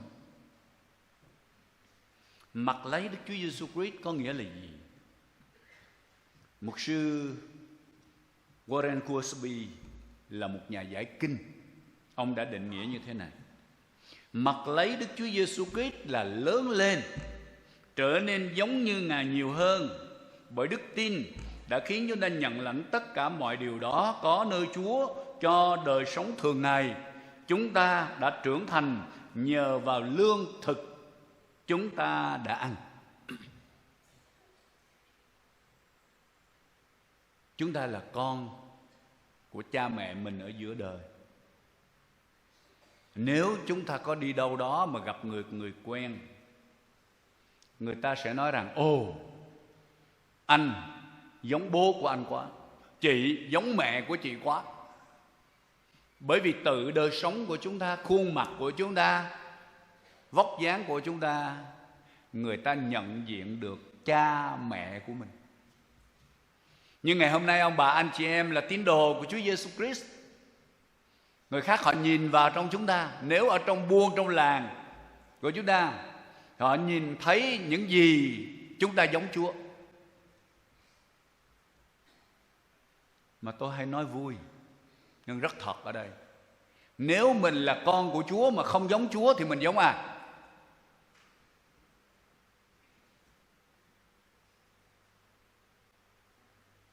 Có lẽ câu trả lời phải dành cho quý ông bà anh chị em. Tôi không dám nói tiếp chữ đó. Nhưng điều rất tiếc hiện nay,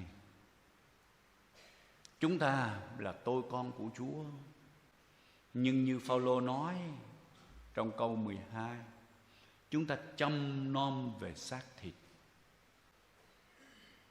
chăm nom về bản năng con người tự nhiên của chúng ta, mà làm cho nó thỏa lòng theo ý của mình muốn.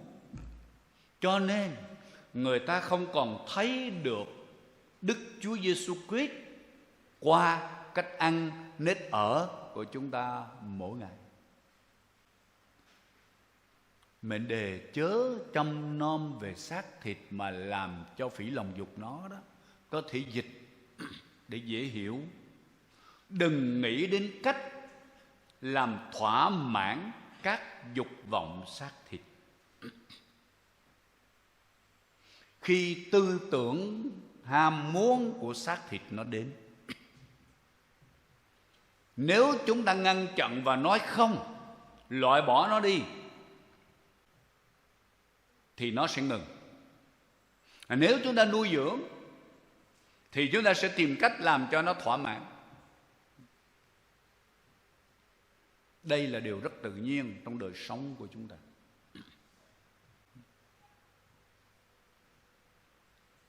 Lúc nhỏ, tôi có một lần phạm tội ăn cắp khi còn học lớp 4, bây giờ lớp 4 bây giờ đó, tức là lớp nhì gì đó. Tôi thấy một người họ bán quán tạp hóa ở trong sân trường, có cái hũ đậu phụng da cá. Mà tôi thì thích ăn đậu phụng rang, cho nên tôi bàn với các bạn mình: mấy đứa mày chàng ràng đi, tao sẽ chớp cái hũ đậu phụng da cá này chia nhau. Một người bạn tôi nói rằng: không được Bình ơi,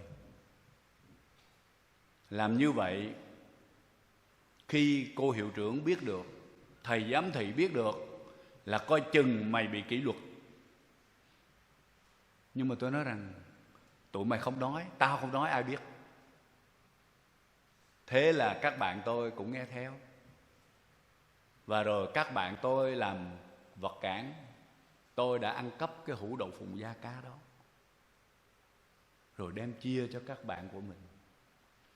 Nhưng chẳng mấy chốc sau đó, bà cụ này báo cáo với hiệu trưởng. Cô hiệu trưởng điều tra ra và biết được tôi là tên đầu tiêu của chuyện ăn cắp này. Dĩ nhiên là phải có kỷ luật. Cho nên thưa quý ông bà anh chị em, khi tư tưởng xấu xa, một việc làm nào đó không chánh đáng nó xuất hiện trong tư tưởng của mình, mà chúng ta không có đủ bản lãnh để nói không. Nói không này là vì mình kính sợ Chúa, muốn đứng với Chúa đó. muốn được chân thật trong sáng đó, thì chúng ta sẽ bị nó kéo mình theo, và chúng ta trở nên người bị ngập chìm ở trong những điều xấu xa, tội lỗi, và trở nên một người thỏa mãn trong dục vọng mà không còn là người tin kính nữa. Hết thảy người Cơ Đốc ngày nay, tôi với quý ông bà anh chị em cần phải rèn tập đời tin kính của mình như sứ đồ Phao-lô đã từng trải. Đây là một điều không dễ dàng, bởi vì chúng ta là người thường hay biếng nhác trong suy nghĩ, biếng nhác ở trong những chiến trận thuộc linh, biếng nhác ở trong vận động của đời tin kính, cho nên không có chịu rèn tập gì cả. Bây giờ Chúa cho chúng ta một cơ hội mình học theo sứ đồ Phao-lô. Thứ nhất, rèn tập tin kính và mặc lấy Đức Chúa Giêsu Christ cho chính đời sống mình. Đó là chúng ta phải tự khép mình vào một kỷ luật. Sứ đồ Phao-lô nói rằng: tôi đãi thân thể tôi một cách nghiêm khắc. Ông mục sư quý vị không ở bên cạnh, ban chấp sự quý vị không ở bên cạnh, tổng liên hội cũng không ở bên cạnh, đâu có ai kiểm soát chúng ta. Nhưng mà chính mình với lời của Chúa mỗi ngày, ở trong sự hiện diện của Chúa Thánh Linh, chúng ta phải tự đặt mình vào một kỷ luật nghiêm khắc, duy trì đúng khuôn mẫu kỷ luật Chúa dạy. Có đôi lúc mình phải tranh chiến rất nhiều ở trong tâm trí của chúng ta. Thứ hai là chúng ta phải đối đãi với thân thể của chúng ta một cách nghiêm túc ở trong sự hiện diện của Đức Chúa Trời. Có những điều thân thể, tư tưởng của chúng ta nó đòi hỏi, nhưng mà mình phải đặt mình coi, nếu bây giờ ngay trong giây phút đó Đức Chúa Trời hiện diện thì mình có dám làm như vậy không? Có dám nói như vậy không? Có dám đi đến những chỗ đó không? Nếu chúng ta luôn đặt mình trong sự hiện diện của Đức Chúa Trời thì giúp cho chúng ta sẽ có những chiến thắng. Kế đến là đừng bao giờ dung dưỡng tội lỗi, đừng bao giờ dung dưỡng tạo điều kiện cho một cơ hội bởi những ham muốn thấp hèn của bản ngã nó trỗi dậy, khiến cho trong tích tắc làm chúng ta mất đi điều cao trọng của một người thuộc về Chúa. Cho nên 3 điều này rất quan trọng. Phải khép mình trong kỷ luật, phải luôn luôn đặt mình trong sự hiện diện của Đức Chúa Trời, phải chối từ, không tạo điều kiện, không tạo cơ hội, không dung dưỡng cho những tư tưởng thấp hèn nó đến, nó chiếm ngự, nó điều khiển ở trong cuộc đời, trong tâm trí của chúng ta. Đặc biệt, tôi với quý ông bà anh chị em đã là con cái của Chúa. Thánh Linh của Chúa đang ngự trị trong tôi, trong quý vị. Thánh Linh ban cho chúng ta sức mạnh, những phẩm hạnh của Chúa trong cuộc đời của chúng ta. Ở trong đó, trong Galati chương 5 có cung cấp cho chúng ta một trong những dấu hiệu, những cái bông trái mà chúng ta thường nói đến, đó là tiết độ. Tiết độ có nghĩa là tự kiểm soát mọi ý nghĩ, mọi hành vi của chúng ta. Và một người biết tự chủ trước mọi ham muốn, tức là mình nói không với chính mình, nói không với những loại dục vọng đang có hiển hiện trong tâm trí chúng ta, để mình nói vâng, có nghĩa là mình đứng về phía Đức Chúa Trời, tự làm chủ cuộc đời mình. Trong lúc một trận chiến quyết liệt đang đến hồi chung kết, để qua những việc mà chúng ta hành xử, nói không với xác thịt, nói vâng với Chúa mỗi ngày, đó là chúng ta đang thuộc về Chúa Giêsu, và để Chúa Giêsu cai trị trên cuộc đời mình. Từ đó chúng ta sẽ là một người sống tin kính giữa đời. Một câu chuyện minh họa. Một người nữ tín hữu, bà cũng cố gắng sống để có thể trở nên một người tốt đẹp hơn ở trong nhà Chúa. Nhưng mà có những thói quen, những thói xấu. Sao bà muốn từ bỏ nó nhiều lần mà không được? Cho nên bà đem điều này đến thưa với vị mục sư quản nhiệm của mình. Mục sư ơi, tôi là người cố gắng để sống một đời sống tin kính, nhưng mà sao có những lỗi lầm, có những cái thói quen cũ, tuy nó là xấu, nhưng mà cho đến bây giờ tôi vẫn chưa thể nào từ bỏ được. Mục sư sau một hồi suy nghĩ, ông đã dùng hình ảnh của một cây sồi để mô tả cho người nữ tín hữu này. Bà ơi, bà hẳn là biết cây sồi rồi phải không? Cây sồi này thì thường là rụng lá, nhưng mà lạ lùng ở trên thân của cây sồi đó, có một số lá nó không bao giờ rụng hết tất cả. Mùa đông gió mạnh, những chiếc lá này nó cũng không rơi khỏi thân cây, khỏi cành của nó. Đến mùa xuân nó cũng chưa chịu rụng. Nhưng mà những ngày mùa xuân đi vào sâu hơn thì đến một lúc, không biết một sức mạnh vô hình nào đó mà chúng ta không thấy, nhưng có những cái chồi non nó lú lên, thì tất cả những chiếc lá già, gọi là lá già lì lợm này, nó phải bật khỏi thân cây và rớt xuống như bao nhiêu chiếc lá khác. Bà người tín hữu kia nói rằng vâng, tôi thấy điều đó, tôi có quan sát mấy cây sồi như ông mục sư nói. Vị mục sư đưa đến ứng dụng. Vâng, đời sống của chúng ta nếu cậy bằng khả năng của con người thì nó có những cái thói xấu, những tội thường phạm vấn vương rất lì lợm đeo đẳng trong đời sống của chúng ta mà không có dứt được. Nhưng cho đến khi Đấng Christ tràn ngập trong chúng ta, sức mạnh của Đấng Christ lần hồi vận hành ở trong tôi, trong ông bà, anh chị em, sẽ đánh bật đi tất cả những gì thói quen xấu xa, tội lỗi vương vấn. Nó giống như những chiếc lá già của cây sồi lì lợm kia, nó sẽ tự động rơi xuống, rời khỏi, và chúng ta trở nên một người bắt đầu một cuộc đời tươi mới ở trong quyền năng của Đức Chúa Giêsu Christ. Tôi muốn ứng dụng câu chuyện này.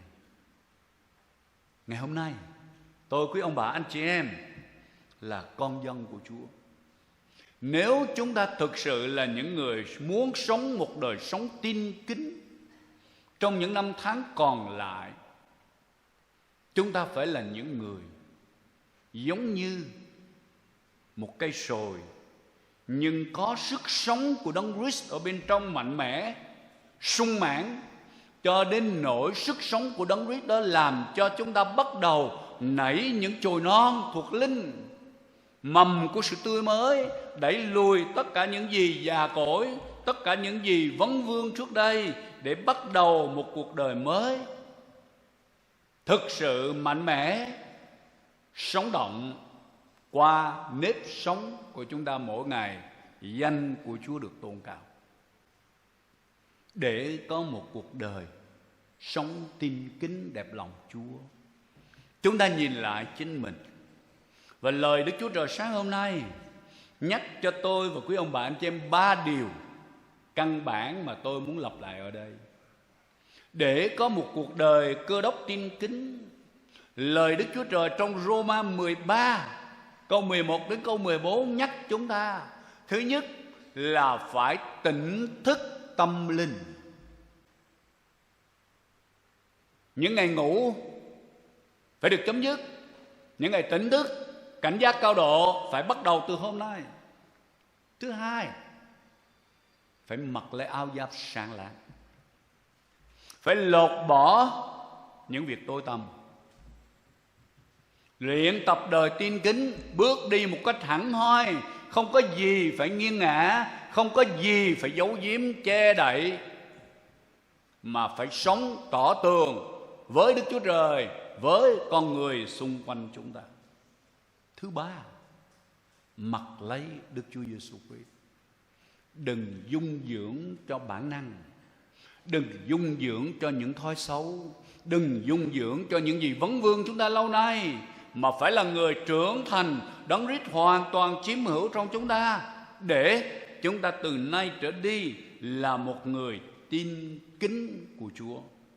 Tôi mượn lời Chúa để thưa với anh chị em và kêu gọi anh chị em, cũng như kêu gọi chính mình tôi, để chúng ta từ hôm nay nghe lời của Chúa phán với chính mình rằng hãy trở nên giống như Chúa Cứu Thế Giêsu, để khi mọi người nhìn thấy anh em là nhìn thấy Chúa ở trong đời sống mình. Nguyện lời của Chúa khích lệ, dục dã, nhắc nhở tôi, quý ông bà, anh chị em, để qua kỳ hội đồng này chúng ta có một cam kết với Chúa rằng từ nay con là người sống tin kính cho Chúa và giữa đời. Amen.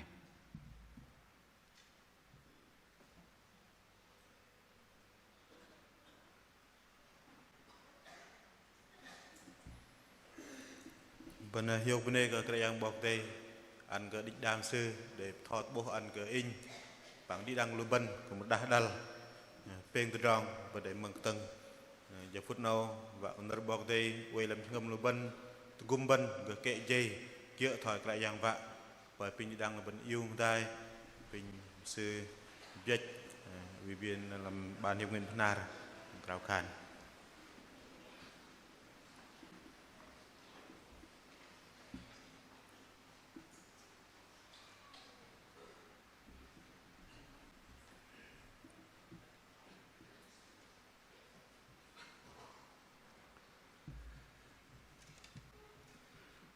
Mình nuôi Krau Khan ức tôm ó đừng rong có mừng bài thọ dòng hoa lưng sự tự gom bên bơm ta làm cho ngâm bên thời giờ bên lô vào thời giờ bên Krau Khan cái đi mẹ bên Krau Khan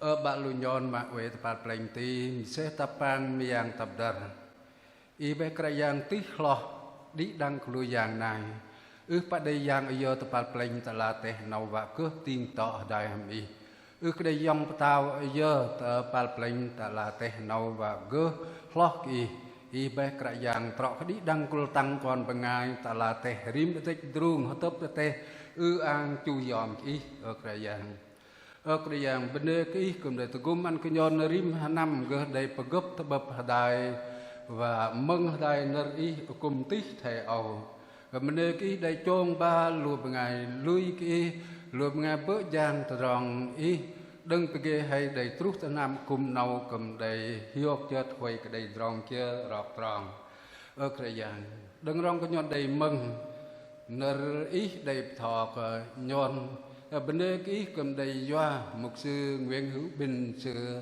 đừng tổng liên hội sư cầm đầy giờ lỡ tròn anat pat bữa giang tròn ý tôi làm tổng liên hội Malaysia man giờ đầy nằm trút tại anh đi nâu đầy thò đầy tập lắc anh của nhon nở ý ở cái giang tròn nó ước cái xí đừng bọc thò nó ở lại nhon bắt cái đừng giang bằng họ lần ý chữ cỡ bờ mục sư Nguyễn Hữu Bình đó là nhon cầm đầy măng đầy cái tưng ở cái giang tập mình nhon bắt đang ấy ý đây tập lắc anh của nhon đi đăng lui bên ngày bữa giang ý mà bọc thọ thôi bữa thọ lui bên ngày lui cơ ý đang ấy cầm đây lỡ từ rong rồi tu trúc lu khul trúc đam trúc khul lập rong hri bên đây cơ ý cầm đại càng nar càng rai ước bạ ngàn tôm ước bạ đầy lên là nhon bắt cái tí nhon càng nar mà đi đăng lui nhon càng rai rồi tu đấy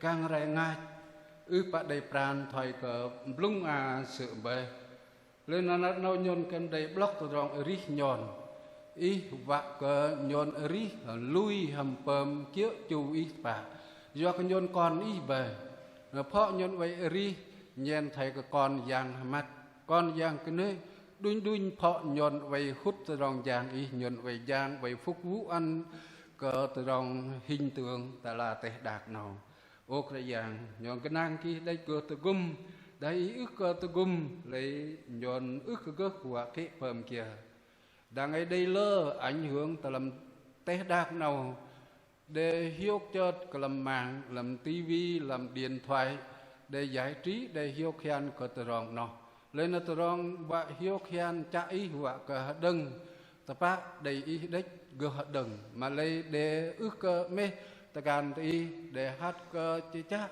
ta làm mạng làm tivi nó ảnh hưởng của từ rong nó lên là càng rài suy thái nguội lạnh ô cái dạng cái năng cái đấy của ta gum ăn cờ nhôn mà ý thầy nhôn ta block ăn cờ nhôn và cờ nhôn thầy bring liên làng ý bố đi đang cờ nhôn phọc nhôn thọ cờ tép hiệt ước cái đây block ý ước cái đây cờ crowd khan ước cái đây chăng ước cái đây cờ mềm cờ ý thầy cờ lung sợ lên là nhôn hơi cái đấy của ta gum ăn cờ nhôn là nhôn cứ cái do cái lâm té đạc nào sự đầy cái con dọc nhọn và y đây của tu gum ăn cái nhọn hút lệ đom từ rong lâm té đạc nào này cầm đây khan cái nhọn yếm nét mềm lâm té đạc bằng ai bu mềm cái lâm té đạc lấy bằng ai nó ước cái đấy mềm bỏ cái đấy bạ do cái lâm té đạc nào kia cái lâm sách car sự mày va mắt sự mày lằng bằng đom từ rong và ang đom từ rong nó ước cái đây cái gốc bốc để chả ý ước cái tóc để chả ý ở cái dạng đốm tôi rong tê đạt nào sự ước cái đây cái dọa kia nó mà ai khàn pom tôi rong lui cái ý đây vậy liên làng dọa đừng đang ấy mà trút cho nên môn đây ta làm để chả ý ở cái dạng thấy nó nào vạc ý cầm tôi gum ăn cờ nhồn hút lưỡi đốm tôi rong nhồn khứ hàm vạc làm là tê đạt nào và cái nhôn mềm kia càng rải lòi cái năng kia đấy ta mà nâng cái nhôn lại nhôn ước cái ô và ri và jang pajar và cái gốc lui cái giáp bờm kia rằng y lên nhôn y cầm bô mà đi đăng lụa bọc thọ phọ đuôi nhôn quay bấc cái dạng satan sự tơ lỡ nó ước sĩ tơ lỡ làm cầu dần nhôn tai nạn ta kia địch thôi ngày xưa tơ lỡ nhôn qua ra cái thil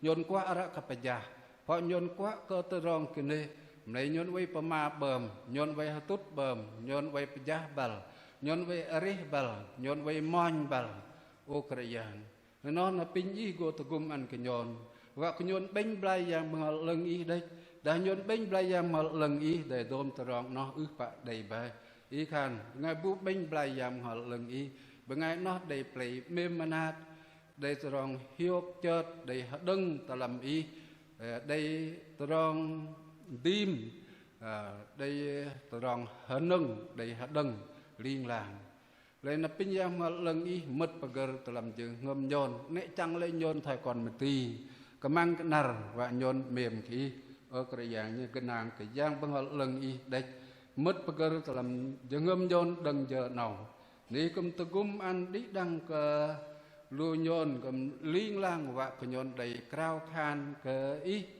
đang ấy tôi rong crowd khan cái ý nó càng nar nhon cầm đầy ước cái mẹ cái giữ mối tương giao thòng con hầm bị ý ô cái dạng ta mà nhon ước cái đây cái crowd khan cái ý lấy nhon risa ước cái ô và mà lần lên là cal cái crowd khan cái ý cal cái mềm cái ý cal cái liên lang dễ ý đại hầm ý lên là tôi rong nó ý go tôi gum ăn cái nhon yang hal leng i bay go ta block an kenyon wa kenyon penam dak neri dalam sepla bari penam ke krau khan wa kenyon are ke terong dalam la teh dak nau ne an kenyon mem ke terong yot pho nyon wei dung dưỡng terong tội lỗi le nyon wei ư tìm mà kệ pin i tugum an kenyon go đầy ve tai đừng terong yot ne tugum terong yot nào ô cái dạng ấy cái nàng kỳ đây vì Chúa là Đức Chúa Trời là đấng toàn năng, toàn tri, toàn tại, toàn ái. Con tạ ơn Chúa nhiều lắm. Ngày nay chúng con được có cơ hội hiệp thông với nhau bồi linh cả khu vực Bình An, và Ngài cũng sai phái tôi tớ của Ngài là Nguyễn Hữu Bình đến cái môi miệng của mục sư, và chúng con nhìn thấy chính là một vị mục sư thời truyền đạo, các chấp sự và các tín đồ của Chúa trong vùng Bên Nam ngày càng suy thoái, ngày càng nguội lạnh. Chúa ơi, chúng con vừa nghe, chúng con bị ảnh hưởng thế gian này, nhưng mà Ngài cũng đã nhắc nhở chớ yêu thế gian và những gì trong thế gian, như là sự ưa muốn của xác thịt, ưa muốn của mắt và sự kiêu ngạo của đời. Đó đều qua đi, nhưng ai yêu mến Đức Chúa Trời là đời đời vậy.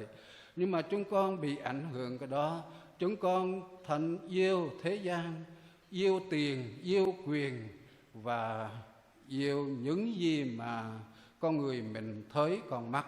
Vì chúng con cũng chăm chú về mắt thấy, còn những gì mắt thấy thì chúng con bị nguội lạnh.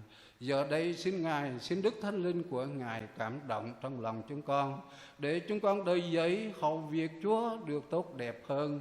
Đời giấy Đức Thánh Linh của Ngài ơi là yêu thương, vui mừng, bình an, nhịn nhục, nhân từ, hiền lành, trung tín, mềm mại và tiết độ.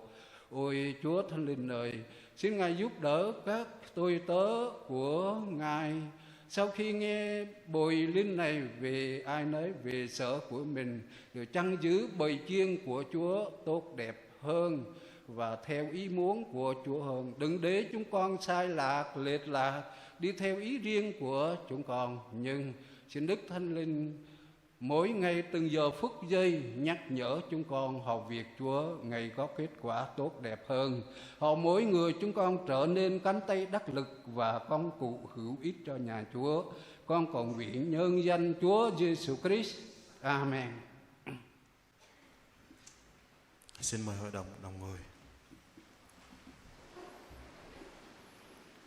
Như câu kết luận của mục sư tổng thư ký diễn giả buổi sáng hôm nay, để người khác nhìn thấy Chúa trong chúng ta, đó là điều rất là tốt đẹp mà điều Chúa rất là muốn điều đó. Chúng ta cảm ơn Chúa sẽ có tam ca tôn vinh Chúa với tựa đề của bài hát là Anh cái đe bột lại giang làm y, tạm dịch là để người khác thấy Chúa trong anh, trong thánh ca Bernard số 325. Xin mời tam ca tôn vinh Chúa trong thời giờ này.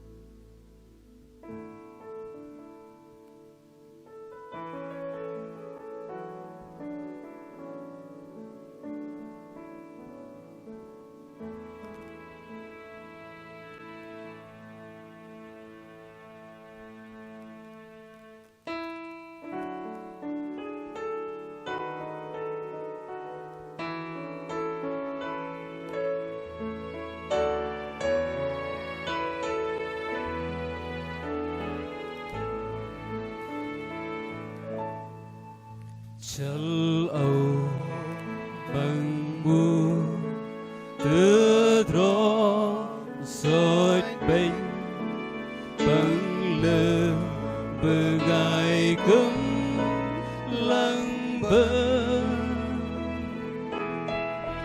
về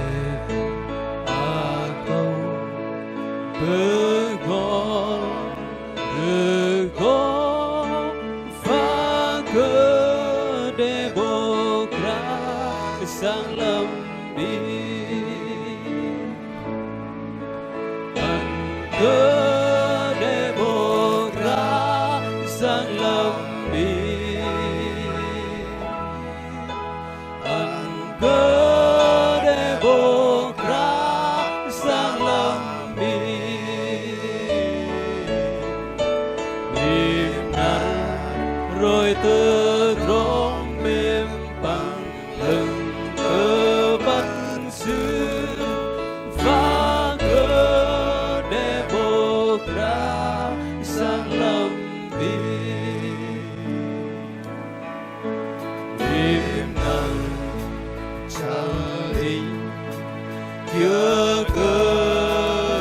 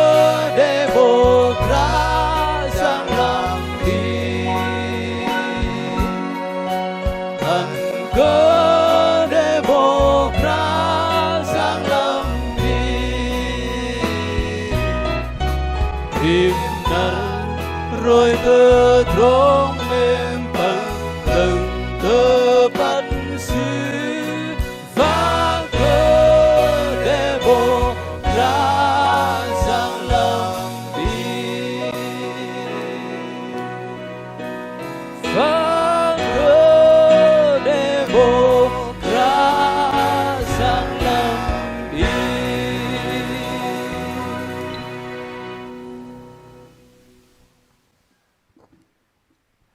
Benek bọc đây để peng nu trên đạo để heri ang cái yang bọc đây an cái đây bốc cái yang làm y bởi pin cái trong nâu bài heri nâu tu kumban và cái lơ bengai bốc cái yang su làm chả heri luban heri làm chả cung cú cái yang bọc đây. Xin mời chúng ta đồng đứng lên cầu nguyện tất lễ. Xin mời một sư Uyên, ủy viên ban đại diện Tin lành tỉnh Gia Lai.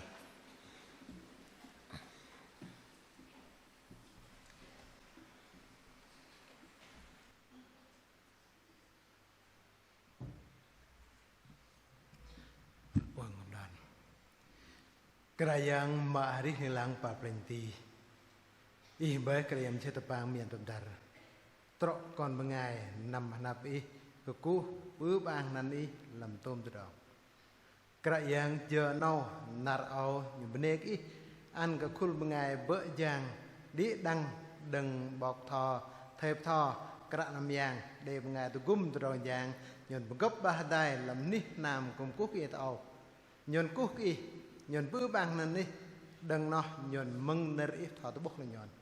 Và ô cái yang nở ít và mà cái nhon vậy, đừng in cái đi đang bằng ngày vợ giang, trút cái nhon ngọc khum ngày lùi, ít bạc cái nhon heri trọ thoi ít lập đòn, nhon bạc gỡ heri trọ thoi ít lập đòn, nhon chêng, nhon hamet, nhon răng cái chăng làm tiếng ngâm đòn lùi nhon, trút cái tròn heri nhon, rút yộc aoไปxây đừng ít ăn, đừng nó mà lòi tròn heri nhon đây nari crop gom velang peger chuông hay nhắc là nhon na drong heri là nhon trọ cái dan nhon jing con heri làm tên hạt nào và cả ba ăn lỡ bengai gỡ bố tròn nào lưng và lỡ bengai gỡ giác năm kia là nhon hạt đai là nhon năm cái cuốc chạy na drong heri nhon chợt yok quay hạt đai bằng mà heri là cái yang hơi đừng in cái đi trúc cả đi đằng một ngày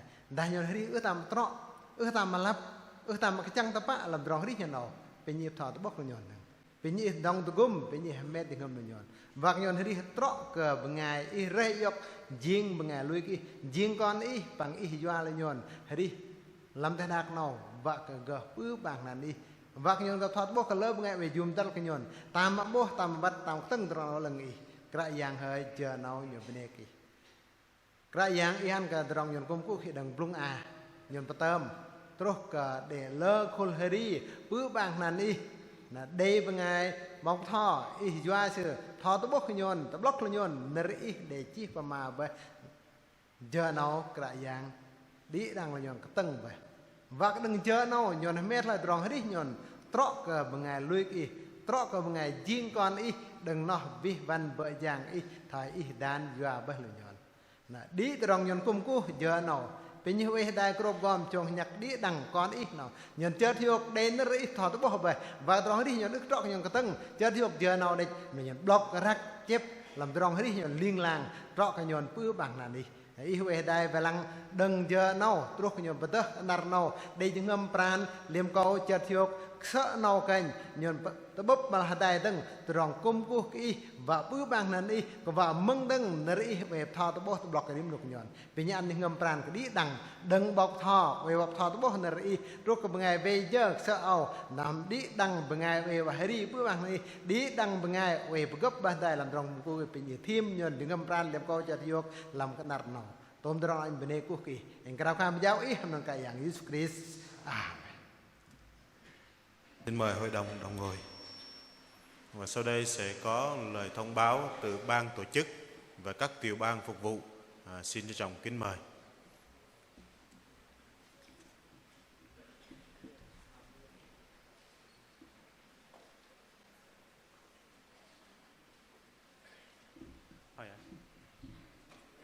lu bengai bợ jang tang rim khul drong jang ham dei roi tập ư là vệ gre hoang làm ẩu biến số là khung 4097 khung 4097 bù mân cờ vệ sự hoang bình sự nằm dọc tại ban tổ chức tàu sợ kênh đằng ra tập bắt cái bên cung đằng dịch peng giờ peng dịch và khẩn minh giờ rơi bên cung về lăng giờ kênh sự bự rồi tập bắt cái bên ta bên vợ song xa cái âu nào cái tân hợp long tới giờ nè cảnh bên 2 mét ta mà yêu mà lưng và cái bên số bên ngày lơ thế loài cái ba bầu nụ bên ngày bên song xa mà lưng thầy bình bọc đầy về đạt cung bên sợ kênh bên tiếp tục làm tròn cuộc giảng bọc đầy qua phần tất lễ xin mời hội đồng đồng đứng và chúng ta cầu nguyện chung. Sau đó chúng ta tôn vinh Chúa số 9 của Thánh ca Bernard và cầu nguyện chúc phước mục sư tổng thư ký vệ bân Krao Khan Hatai. Ba lu nhôn ma we pal plenty. An nan ih jing ang. An ketechar ih teng tu. An ketedong cheng ih goh jing. Ma teteh au kum thoi te plenty. Apa nyi an kenyon de song sa mah rimnar. Apa nyi ne jo zo kenyon thoi nhôn ước cái dội giò cái đe bầm roi cái nhôn áp nhi nè ăn nhôn lui cái đe plu plung áp nhi đồng bạc lai nhôn đằng từ đòn cái nè doa cái tê cha đi từ đòn xem giang ý từ đòn lưng rọ ý quay ý liên lang amen.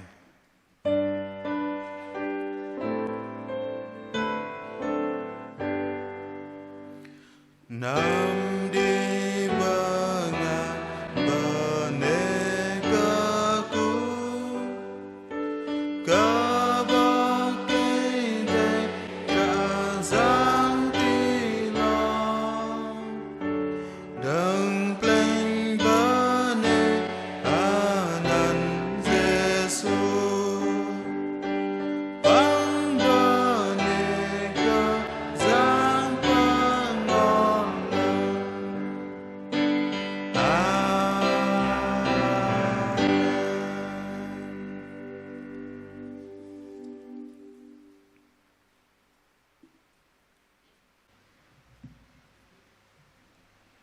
Nhân danh Đức Chúa Trời ba ngôi hiệp một, nguyện xin tình yêu không bao giờ vơi cạn đổi thay của Đức Chúa Cha,